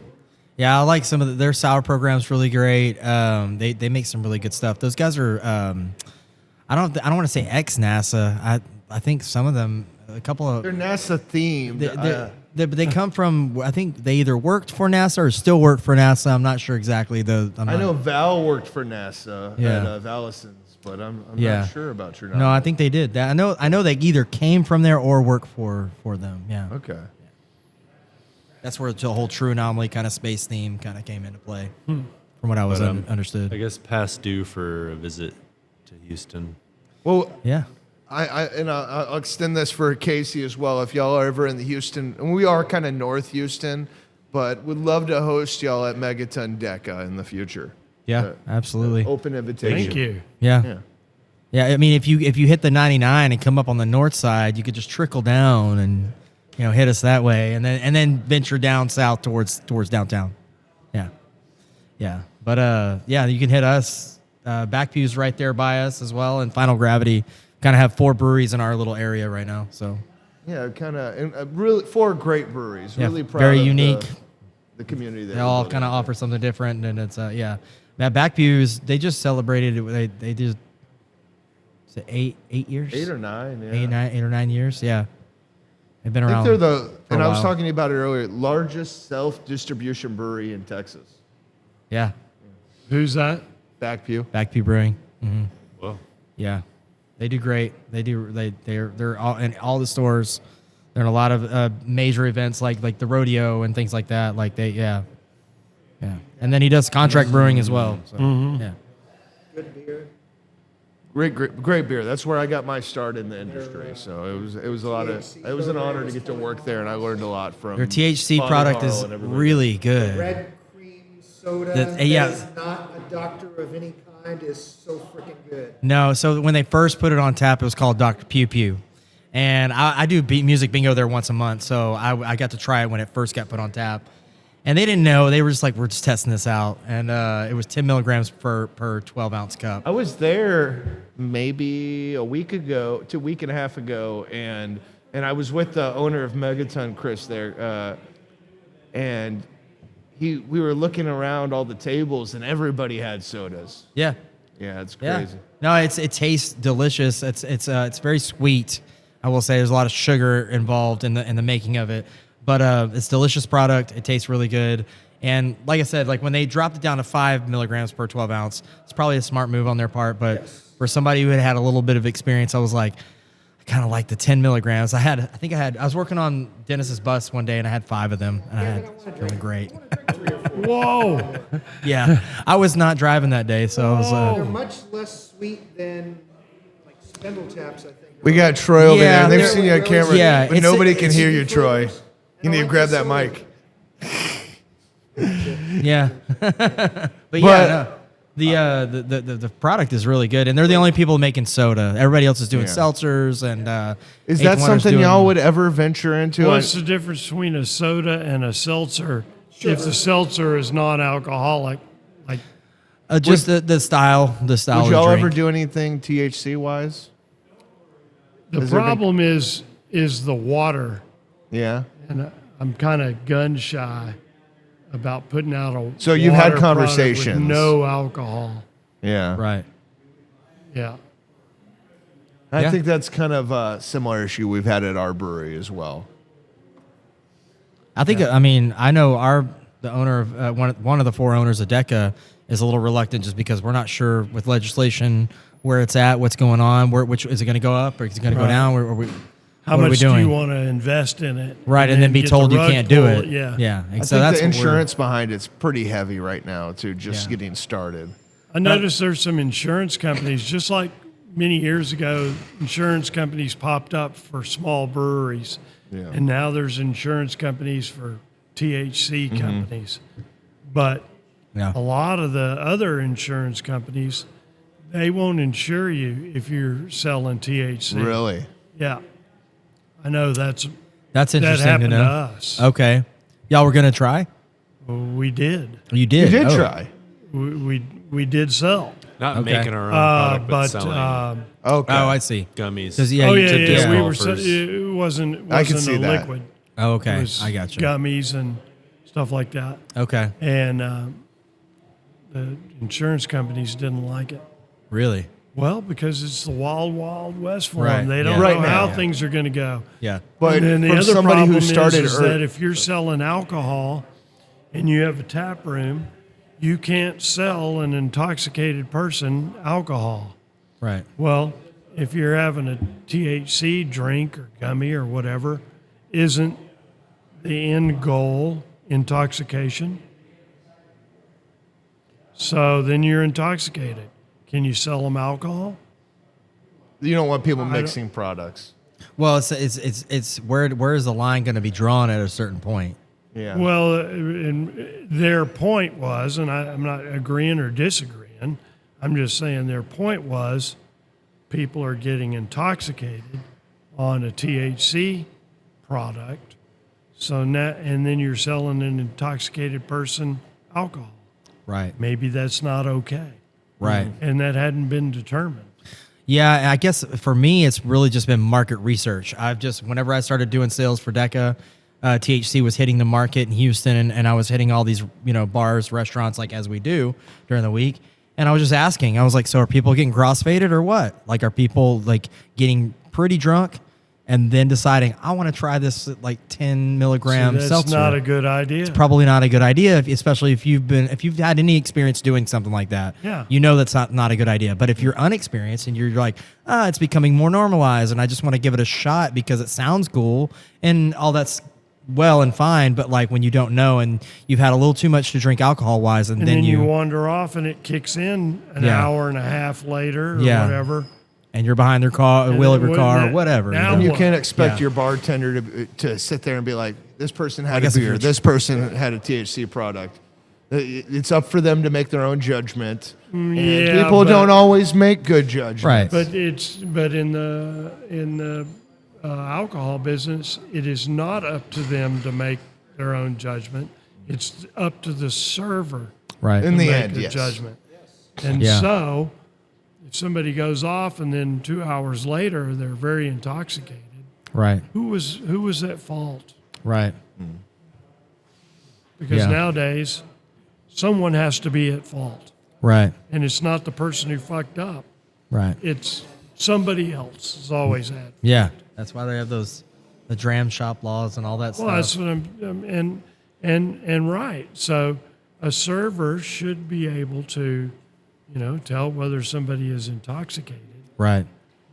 and not serve them. Right. So I'm not going to give this to you. Yeah. Anyway, there's so much that has not been figured out yet. Right. Yeah. That's very true. Yeah. I think, good on the people who are winging it and giving it a shot, good on them, keep it rolling. But yeah, it's not for everybody. Hey, I want to take an opportunity to say maybe we take another break. We just hit we're actually at 46 minutes on this second half. And you were talking about giving us a tour and maybe come back and do the last little part. Look around. Yeah. Yeah. That sounds Awesome. cool. We'll See be what right there back. is. Beer Someone listeners, are you thinking about buying, selling, or leasing a home?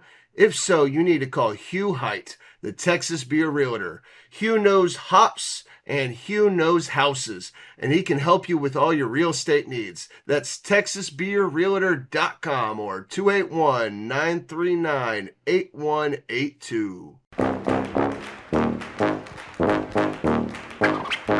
F your liver, the game that will have you salute the general, and then say the alphabet backwards, and then elect the president, and then bust a move, and then throw a ninja star, and then shoot your finger gun, and then roar like a T-Rex, and then freeze like ice, and then karate chop, and then bust a rhyme, and then bet on a horse race, and then spell supercalifragilisticexpialidocious, and then make your buddy laugh. Don't touch the ground because the floor is lava. Tell a story.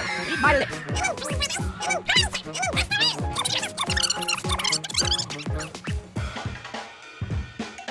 Just grab 3 to 20 friends, a drink of your choice, shuffle and flip the top card, and let the chaotic hilarity unfold. F your liver, a game worth drinking to.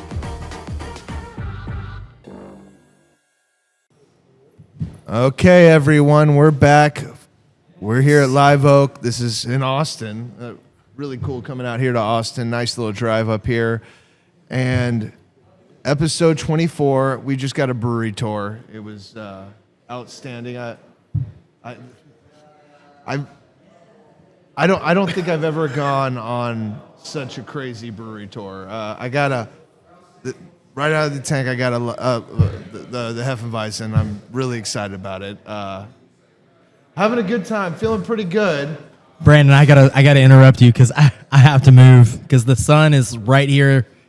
It's beaming It's down right in your it's face. right on me. So I'm gonna have to move the camera and everything. I'm gonna scoot closer to you. Yeah, that's okay. right, We're cool. sleeping in the same bed tonight, right? That's right. We sure are. Let's see if All right, I'm better now. That was just like it was direct sunlight on my face. I'm gonna adjust your camera a little bit. Yeah, it might be a little Keep talking. off. Yeah. All right. Yeah. No. The brewery tour was fantastic. It was really a lot of fun. Got to push some buttons. Felt like a kid. It was awesome. You did press some buttons. Fresh pours right out the bright tank of Live Oak Hef. Oh my God, it's so cool. Thank you. Very cool. It's fresh as it gets.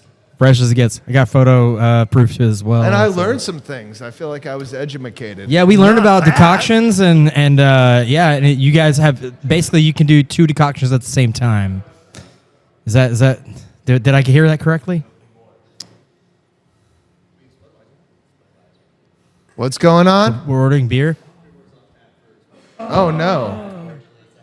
You have cans? No more pre-war pills. No, pre-war's taking a break. That's unfortunate. Crushed. Crushed. He's even wearing the shirt. You're wearing the shirt, but you don't have the beer. Yeah. I'm wearing the jacket. Don't have the beer. That sucks. Yeah, it sucks. does. But I mean, it's a You have good to come thing. It means back. it's so good that it popped. Yeah. Right. Yeah. I think I got to try it when I was here over the summer. But I learned a lot of things. I didn't know y'all were the biggest self-distribution brewery for 25 years here in Texas. That's crazy. We don't need to name all the distribution companies, but you're with distribution companies all over the state, different ones, Yes. which is really cool. And it takes some like weight off of your back now that you have that support. And Yeah. yeah. Yeah, we'll let Troy talk about that. Well, yeah, here we're in about a to little step bit. away, yeah. Anything stand out to you, Casey, that we needed to mention before I give Troy the seat? I mean, just as far as the brewery tour went, it was very, very cool to go check out all the equipment and get a Yeah. tour. It was really cool. Does it differ from other breweries? Oh, absolutely, 100%. Size? I've been, Well, not size. Well, yes. I mean, yes. There's a lot of differences. yeah, there are, especially like compared to like what we operate with a Deca, like what we have there is very small. Ingenious had some there were some smaller scale but similar mechanisms. We're set up to make these European style beers that we make. Right. And, you can make it in a different kind of a system. And don't do a decoction. It's probably only 10% difference. Don't do multi-temperature mash. That's another 10% different. Don't ferment. You can ferment in a cylindro-conical. It's probably 15% different. You start adding it up all the way along. You start cutting corners the Yeah. whole way. That 15% Right. makes a difference. Well, plus the 10, plus the other 10, Yeah. plus a 5, and pretty soon it's not really like you say it is. So that's why we have this equipment. It's why we use certain ingredients. It's why we do things in the cellar the way we do them. We're trying to duplicate these beers. Yeah, I did find the story about the way your barrels are turned. Your horizontal barrels, or I mean, sorry, not barrels, Or but tanks. Yeah, are horizontal, and you have several of them stacked, one on top of the other. You were talking about And you're finding new and Just- better ways to do that. to make space. make space, yeah. Yeah. Yeah. I've never seen those before. That kind of blew my mind. Well, and it's not the horizontalness per se, it's the greater surface area at the top Right. Yeah. that allows the beer, the fermenting beer to, we could just call it breathe. There are certain Right. chemical reactions that it facilitates. Mm. But we'll just call it breathing because it's got a lot bigger surface area. And it's something low, that you were low pressure on the yeast, and yeah, we like to maximize the yeast luxury. Yeah, that makes sense because I can imagine they probably don't perform as well with more pressure. So you're kind of alleviating some of that pressure by having it sideways. I'd imagine. Yeah. Yeah. The static pressure. But you're not willing to compromise That's what you. Well, it doesn't seem to. Why? I mean, we're able to do it this way, so Right. you just plan to do it that way, and it's Yeah, not you- a big deal. You were telling us too that you were doing this at the old location as well. Yes. And a lot of well, people. it was a big deal there because it was Yeah. more difficult. You had with your less space there. Well, we had different equipment. Okay. If you have equipment that's designed to do that kind of brewing and stuff, then it makes it easier. Okay. I might have to upload a picture because I did take one of what we're talking about. Oh, yeah, for I've people to quite a completely few. visualize. Yeah. Yeah. You got some good I got ones? some good. Yeah, I got lots of photos. 'Cause So it blew my mind. I felt like I was at Disney World for a second. it was like definitely beer Disneyland for sure. Yeah. It was very cool. Yeah. Disneyland, not Disney World. I don't know. It just rolls off the tongue better. The OG. Yeah. So I do want to give up my seat because we got Troy, and Troy was a big reason this podcast happened. Thank you again. Because I want him to talk about the distribution mission and everything that y'all are trying to achieve in Houston, but also Texas-wide, the master plan.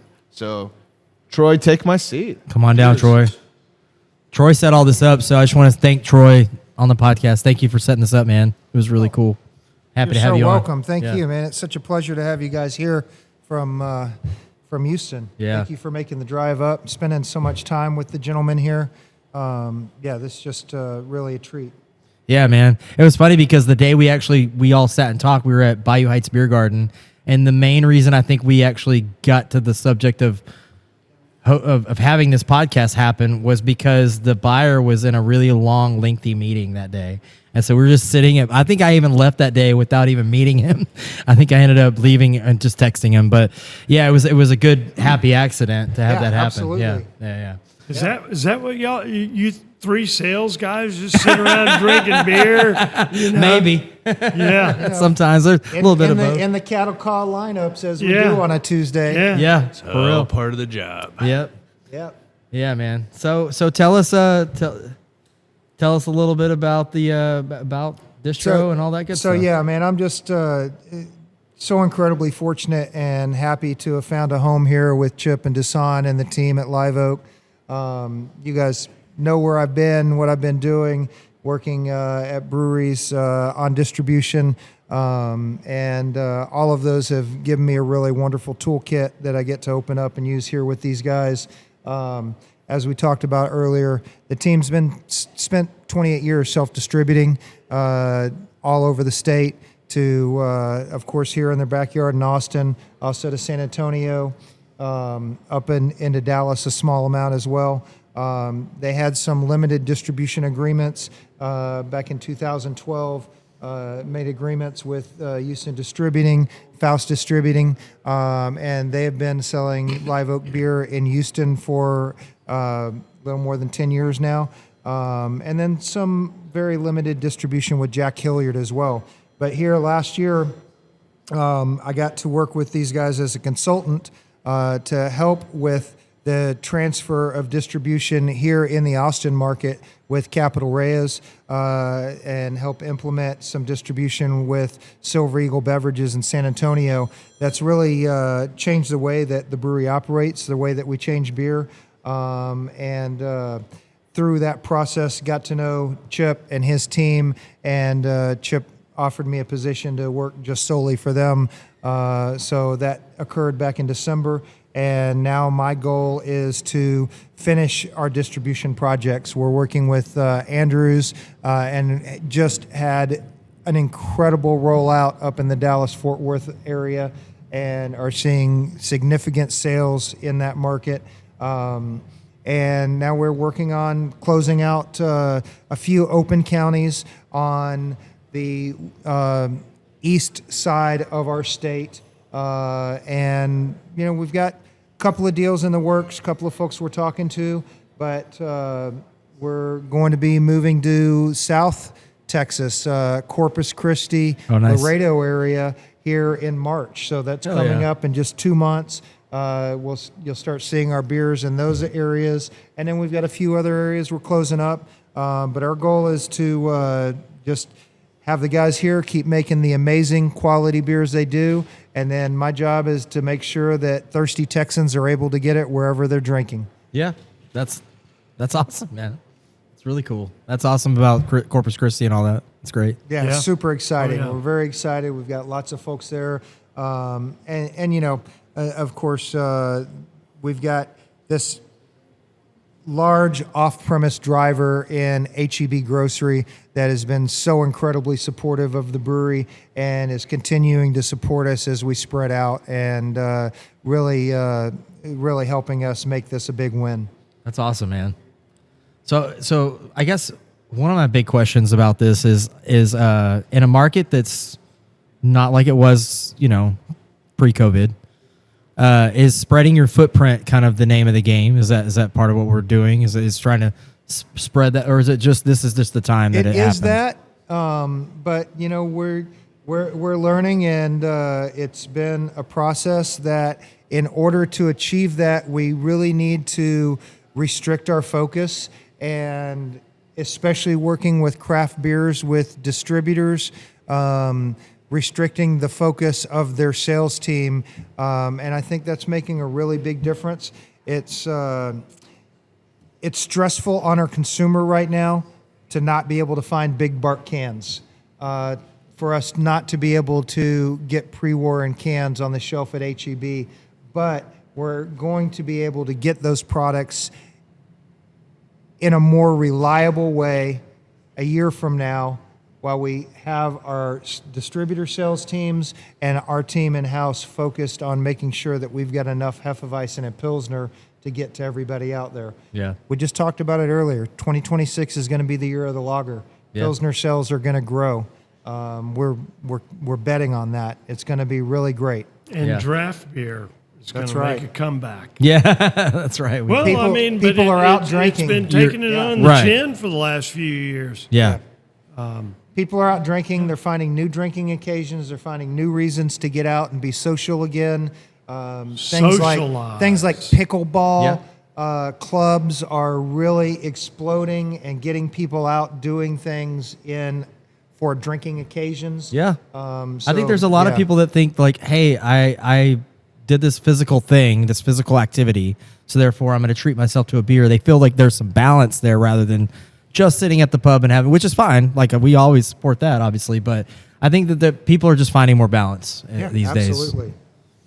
And so I think that's a great way to do it. Pickleball is just really popular. Well, I think there's we all spent a couple of years, back in 2020, being trained and reconditioned to sit at home and stare at Netflix, Right. and not go out and breathe on each other, Right. And that's all gone. It's time to go out and breathe on each other again, and Yeah. hugs are back, y'all. Yeah. So Yeah. let's get out and drink beer and hug like each that. other. lick a and- door handle. Yeah, absolutely. Go out and make new friends.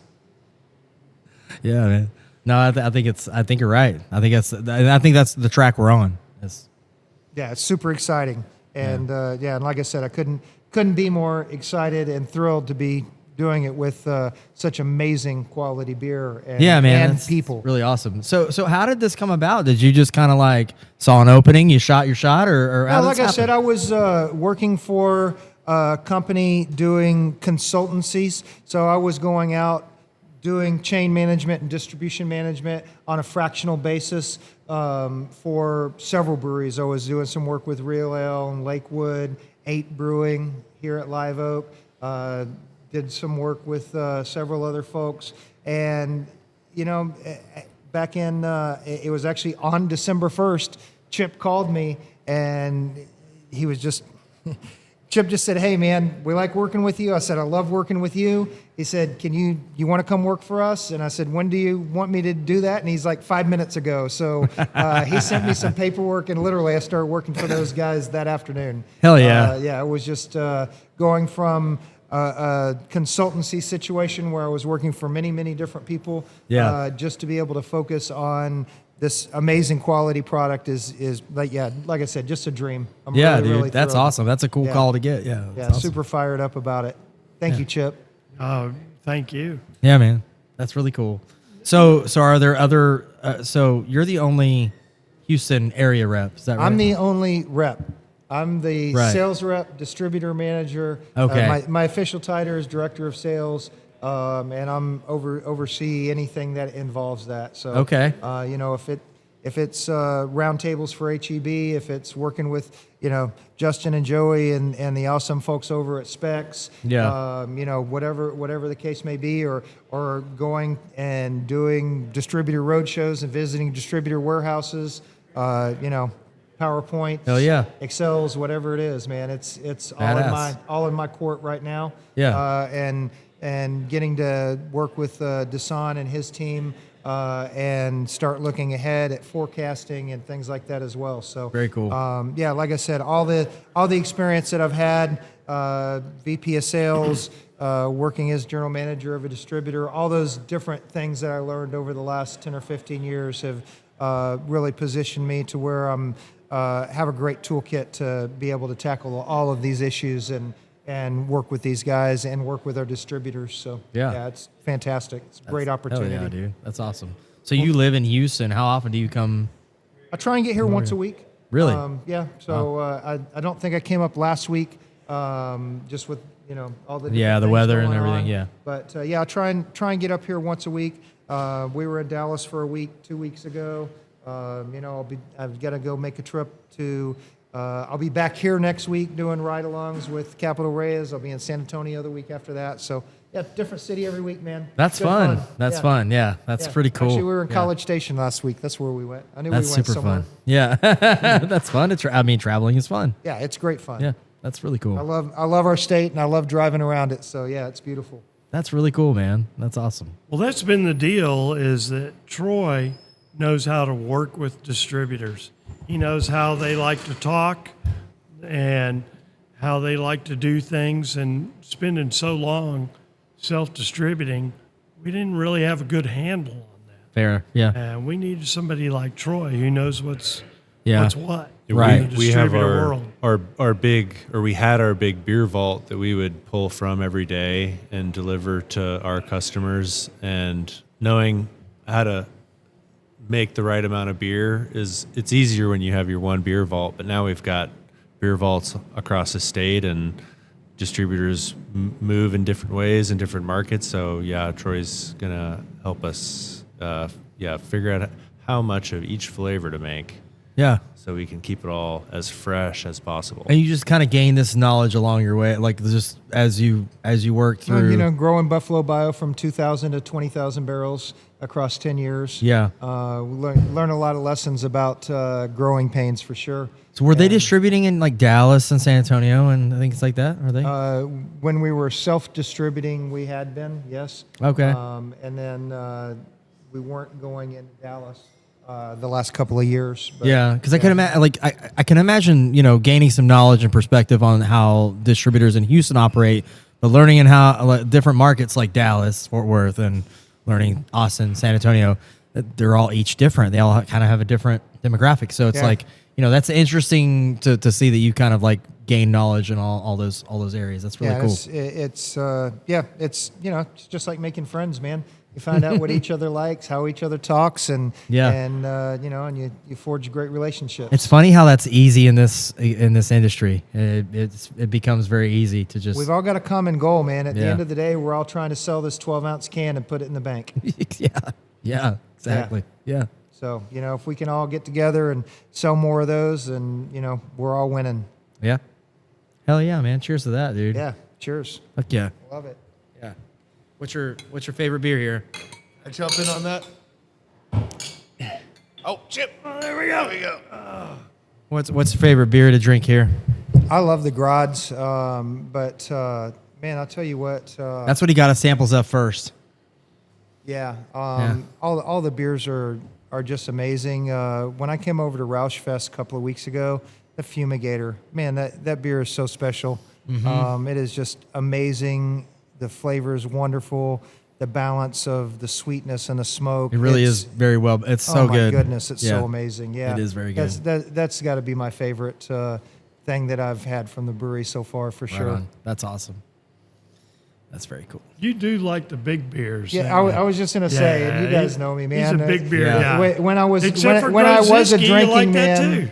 I like the big beers. I like a little bit of sweetness. I like the big malt bombs. That are, with nice balanced hops. Yeah. No, and everything we've had today has been incredible. I mean, very balanced. I think even we missed more cowbell. That was my big sweet hoppy. Oh God, I miss that beer. Cowbell? Great beer. More cowbell. More cowbell. 9% double IPA. It reminds me of Harvey because I live in Kingwood, and during Harvey we kind of got bowled in, and so there was a gas station down the road from us that carried plenty of beer, right? But like a lot of the Bud Light, Miller Light, and all In that the stuff. back of Kingwood. North Park. So I'm talking about the Speedy Stop right Okay, there. We're at the Speedy Stop today, right. and all the basic beers were all ransacked, and there was like this small section of craft beer that was like, it's untouched.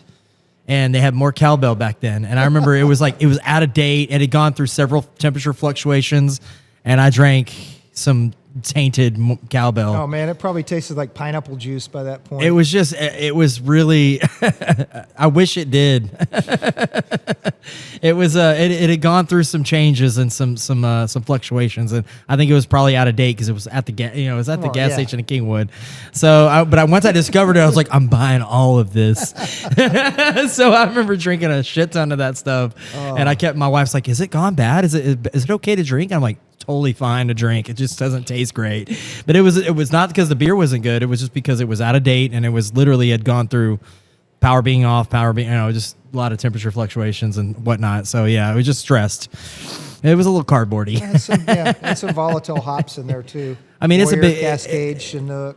Yeah, it's a big beer too. So I mean, yeah, it was not what it was intended to be, but I still drank it because I was like, this will get the job done. We had just moved too, so we had plenty of things to keep us busy, but drinking was the other alternative. So you guys got to try a bunch of beer. What's your favorite beer here? Man, I really like that cold IPA. I'm an IPA guy. I'm a hophead, so I really enjoyed the Death Putt. Yeah, I really enjoyed that. It was super delicious. The Bamberger. Speak for me. That was really good too. Oh, I thought about during the tour. I thought about a Bamberger food thing. Yeah. My answer is cochinita pibil with a Bamberger michelada. Wait, say the first part again. Sorry. The cochinita pibil, the stewed pork with orange juice and spices, Oh, Hell yeah, that dude. sounds amazing. and a Yeah. Bamberger michelada. Fuck yeah, I'm into it. Bamberger Michi. Yeah. Yeah. All right. I like that. I like the sound of Yeah. that. I was thinking, Micheladas up in DFW that one Yeah, day. I love a michelada. That was in where was that? Gosh, I don't remember. We went to Next so many the places. Last day. And I guess we'll be making some micheladas in the tap room when we come out with La Oh, yeah. Sombra here. Okay. Yeah, in a we few hadn't talked months, about Yeah, that. new Our new seasonal. spring seasonal coming. okay. which is a brand new beer. Usually, it's a tap room beer that maybe jumps up to the So, seasonal big time. are you gonna make your own michelada mix? Are you gonna just buy I don't a think regular we've mix? gotten that far down the Yeah, planning we hadn't thought path that yet far. for Fair. the You're way ahead of us. I just wouldn't be Got a good surprised. It recipe? seems. Yeah. I do. I like to dabble in the kitchen myself, but I've never made micheladas. I worked in the restaurant industry, so we just use Zing Zang or whatever. So a lot of places I worked at anyway. There are some really good michelada mixes out there now. Yeah. There's some I think good it's ones just here like- in Austin. I think Momo's is here. Yeah. Yeah, and they're great. That's like the pepper-based one. Yeah. Momo's is amazing. And as long as you have like a pretty good mix and then fresh lime, that's like Yeah. the thing. That, Very key Yeah. component, If you don't have And that, Opal then it's, Divines, don't they make one too? Thought they did for a while. Anyway, Most of what I've had is is talking about local Austin. yeah. That's what I've had is local Houston, and there's a guy Adrian. I can't remember his last name, but he owns Space City Snacks, and he makes some amazing michelada mix in Houston. for some event we did. Neil, the food truck, he made like a small batch, a bunch of pints of michelada mix that we used for. I think it was like a Father's Day Nice. event So y'all or something we did. Salting on the the rim, weekend. tahini, all that stuff. Are you doing the whole 9 salt yards? or tahini, and Chamoy, and all then the- his mix. I don't know the recipe Yeah. for his. So, I'm into it. So, Dusan, tell us about La Sombra.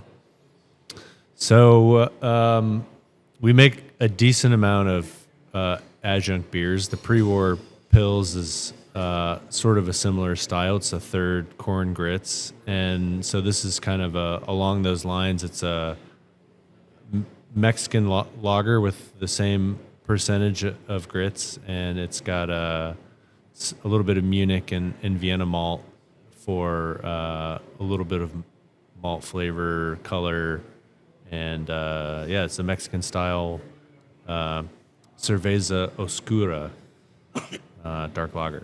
Very cool. Kind of a light, dark amber. Okay. Yeah. I get what Well, you're it's saying. dark in color, but it's Right.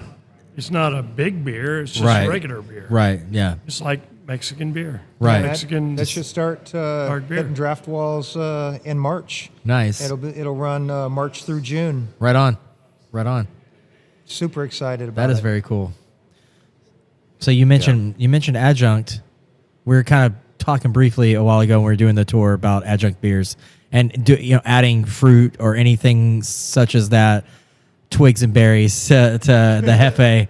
I just kind of want to dig in on that a little bit if y'all don't mind. Like I want to hear y'all's thoughts and opinions on that. Well, Hefe is really good the way it is. Yeah. Agreed. I mean, we do have, when we were making one of our summer seasonals was we made a Berliner Weiss, and so we started serving it in the tap room like the Germans do with a little bit of fruit syrup if you want.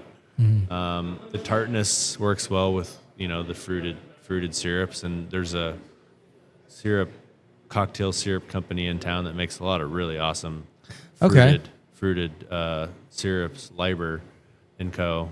Up on north of town, and they had a blood orange syrup that we were using for the Berliner Weiss, but then people just started seeing that was an option for their Berliner Weiss and just ordering that with Hefe. And we're like, I mean, sure. It was, we were like, no, it's not, at first we were like, no, it's for the Berliner Weiss. And then people were just like kept ordering it. So, Hefe is a low bitterness beer, so a little bit of fruit syrup. It's right. It's a complementary, homogeneous, Yeah. nice flavor. But So you have to come in the tap room for that. So we have, passion fruit, blood orange, grapefruit, pineapple, raspberry, blackberry. There's Marionberry. Dude, yes. All right. They made some seasonal syrups like a strawberry and a peach that are just really good. Like they actually taste like the fruit. They don't taste like artificial fruit flavors in a syrup. Right so on. It's like but Is this These like are a- not super sweet either. What we Okay. were using for the Berliner Weisse was a little bit sweeter. It was more of a syrup. These are more of a fruit extract okay. sort Gotcha. of deal. So you don't. It doesn't require as much as the syrup. Is that it's just a lot. fair? It's more aromatic, more kind of flavor per sugar that you're adding to Okay. it, I guess, a I little see. bit. But Yeah. we just make the Hefe, and then you can get it dosed up in the tap room. But we don't, adding sugar syrups back in the big pipeline it's a little more logistics required. So we're not quite set up for that. There's a beer cocktail that we tell our retailers about, which is the Hefeweizen with about half a shot of French orange liqueur, the Cointreau or Cointreau, or Grand Marnier, Right. Yeah. and we call it an Alsace Lorraine because it's Nice. the disputed region between France and Germany. Yeah. But if you make it, and I don't even know if Paula's exists anymore. Paula's orange liqueur used to be I don't know. I haven't a seen thing it that was recently. made here in Austin, but then it was called Texas, bigger than France. That's awesome. Hell yeah. But that's a really good drink. And during the summer, you can put it on ice, and beer on ice really doesn't taste very good. But with a Hefeweizen, it's great. Okay. Then put a shot or about half a shot orange liqueur in Grand there. Marnier in there? Man, Yeah. it's good. Okay. But All right. other than the fruited options, it's just corn, potatoes, and rice. Yeah. For the most part in the Yeah. back. Okay. Balanced meal. Yeah. Right. I like that. Okay. I just was curious because it's Starches have been knocked down a notch or two Uh-oh. on the new pyramid. So, but anyway, Oh, it's changed position now. Yeah, All right. yeah, So we're yeah. restructuring the yeah. dang. Let's not go that road. Yeah. Hell yeah. I'm going to give this gentleman his seat back. It's a pleasure you so talking much, with you, Troy. brother. Thanks, Troy. Dude, thank you, man. It's been a pleasure. Appreciate you, Troy, for coming on. We're at the end of this thing, but we always ask people a question, and I kind of mention it to you whenever we do these Houston podcasts, which we're primarily do Houston breweries. But we're talking about venturing out. We might even shoot our shot while we're here in Austin to some of your neighbors. But speaking of your neighbors, we always ask in Houston top 5 breweries, but we're not in Houston today. We're in Austin. So I thought it would be a fun opportunity to ask you your top 5 breweries in Austin. Nice. If We Dusan can go first. agree on a lot of them. So. You do? Okay, that's fine. Yeah, so I think ABGB. That's okay. So we're doing. You're doing yours first, Chip. Well, they're going to be similar. Yeah. Okay. Oddwood, Holdout.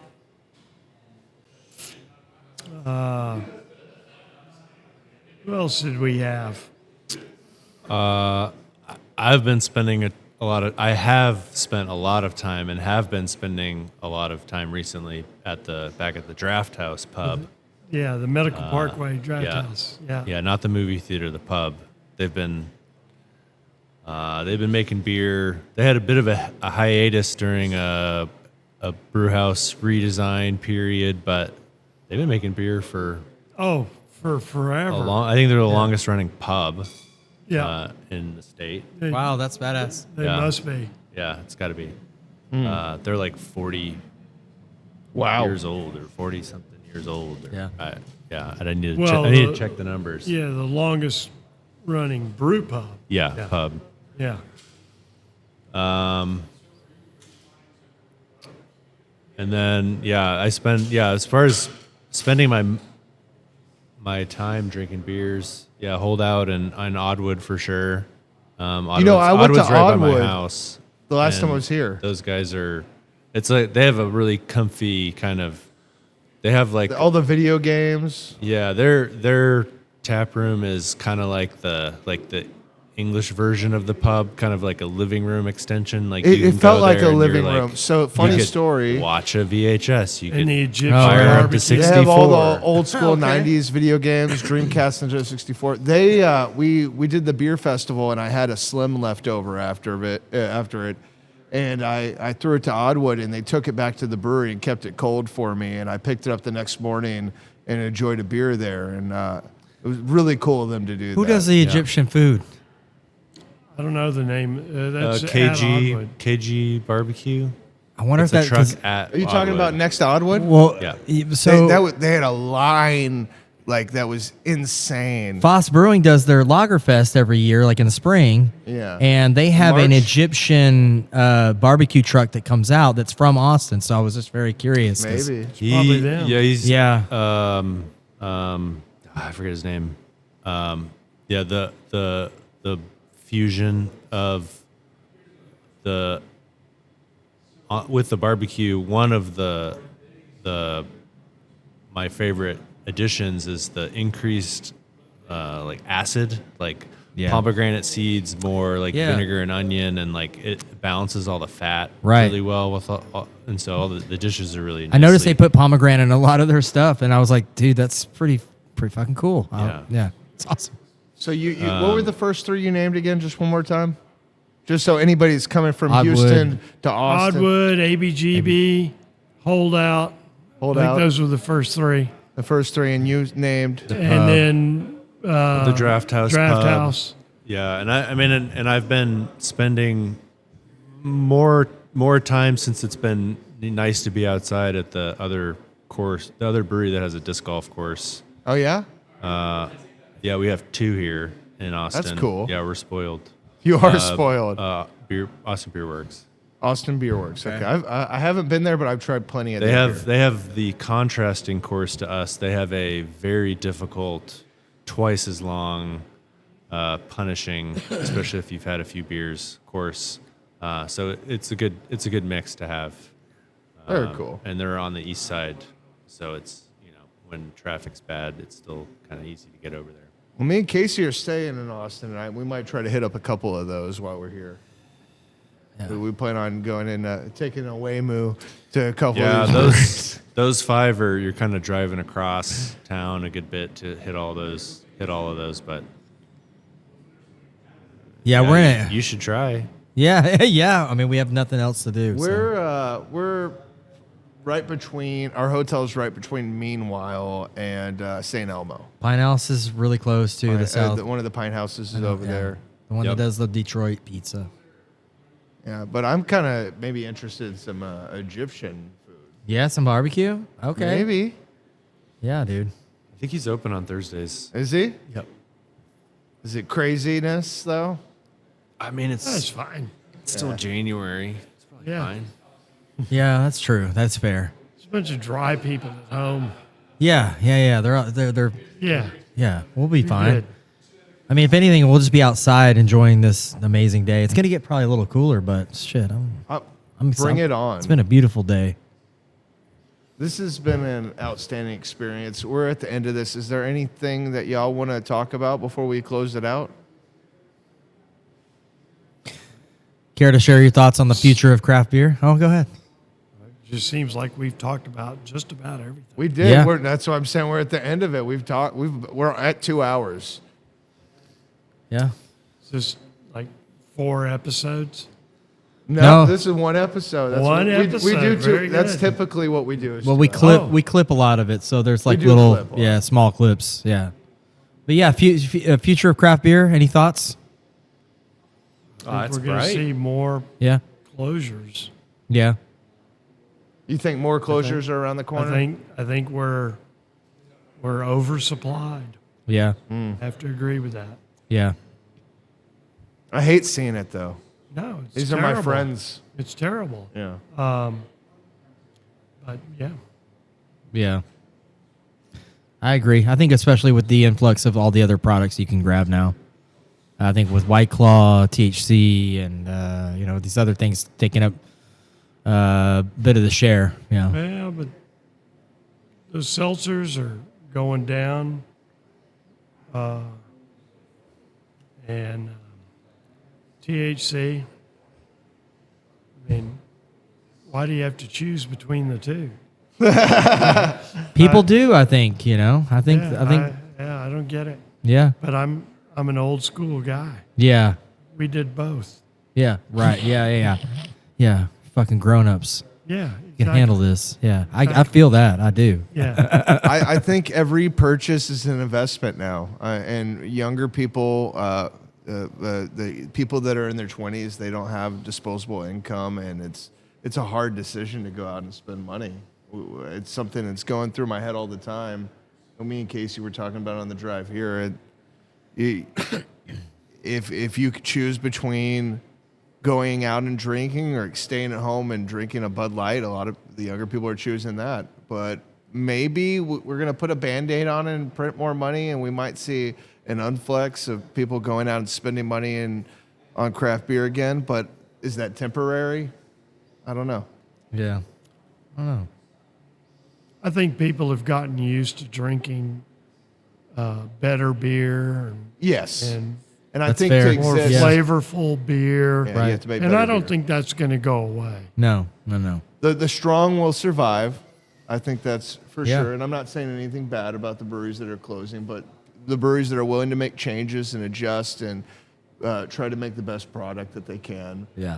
they're gonna stick around. Yeah. Absolutely. Yeah. Well, cool, man. I think this is a great way to wrap it up, man. This is great. Sour note. Yeah. Well, No, I think like you said, there's still hope. I don't We know. just- we don't I'm not know. as. I'm maybe a slightly. I mean, I think, a pessimistic person often, but I'm optimistic. I think. Yeah. well, I think that was optimistic. That their Yeah. good beer is here to stay. Good beer is Good beer is stay. here to stay. I agree with that. I think that there was maybe some breweries that tried to kind of outgrow themselves at a time that they probably should have reined it in a little bit. They tried to outgrow themselves at a certain time. I think that happened to a lot of breweries, great breweries. I think what we're seeing is there's a lot of some of these smaller breweries that are working with like the tap room. They're making a lot off the tap room, and then there's guys like you that are just fucking covering the whole state and just kicking ass. We're trying. But your product's great, so Thank you. Great product, and this has been one of the best experiences of my life. Not just doing this podcast. yeah. No, this is a treat. This has been a real treat. I feel honored that y'all brought us here and let us do this today. It's been an experience. Our Yeah. pleasure. Thanks for coming. Yeah, I kind of had those feelings like when I first started getting really like going to breweries and things like that. I kind of had that feeling today. Yeah. It was really cool. It was a nice, natural, casual discussion. Yeah, absolutely, yeah. Not a lot of And we canned had questions. Groot here. and there's too. Groot. Groot. No, I don't know if you can see. Oh, a little bit. Let me He was switch on it. there earlier. He definitely was on there earlier. Beautiful. Dog. Oh, What's Groot. up? You're a ham. You can't. Casey, move. All right. Okay, we're not getting him on camera. Come here. There he goes. Let's see if we can get him. Close it out. I am Groot. Come here, good boy. Groot, There come we here. go. Come over here, Groot. What a good Groot, boy. come over here, Groot. Right over here. We got him. Do you have any words, Groot? No, he doesn't talk. Let's give you some cheese. Cheese and chicken, Take some please. cheese Is and past chicken. due. Chicken is way past I due. like cheese. Oh man, that's awesome. Good stuff. Cheers. Well, one final cheers. I know you don't have much beer left. I'll think. Ooh, Not boy. much I guess left. technically. The bottom. Oh, good boy. Thank you, guys. Y'all have a great one. Closing out episode 24. 24 of these, Casey. Awesome stuff. Yeah. Here in Austin. We'll see y'all next time. Woo. Bye-bye. Excellent. Bye bye.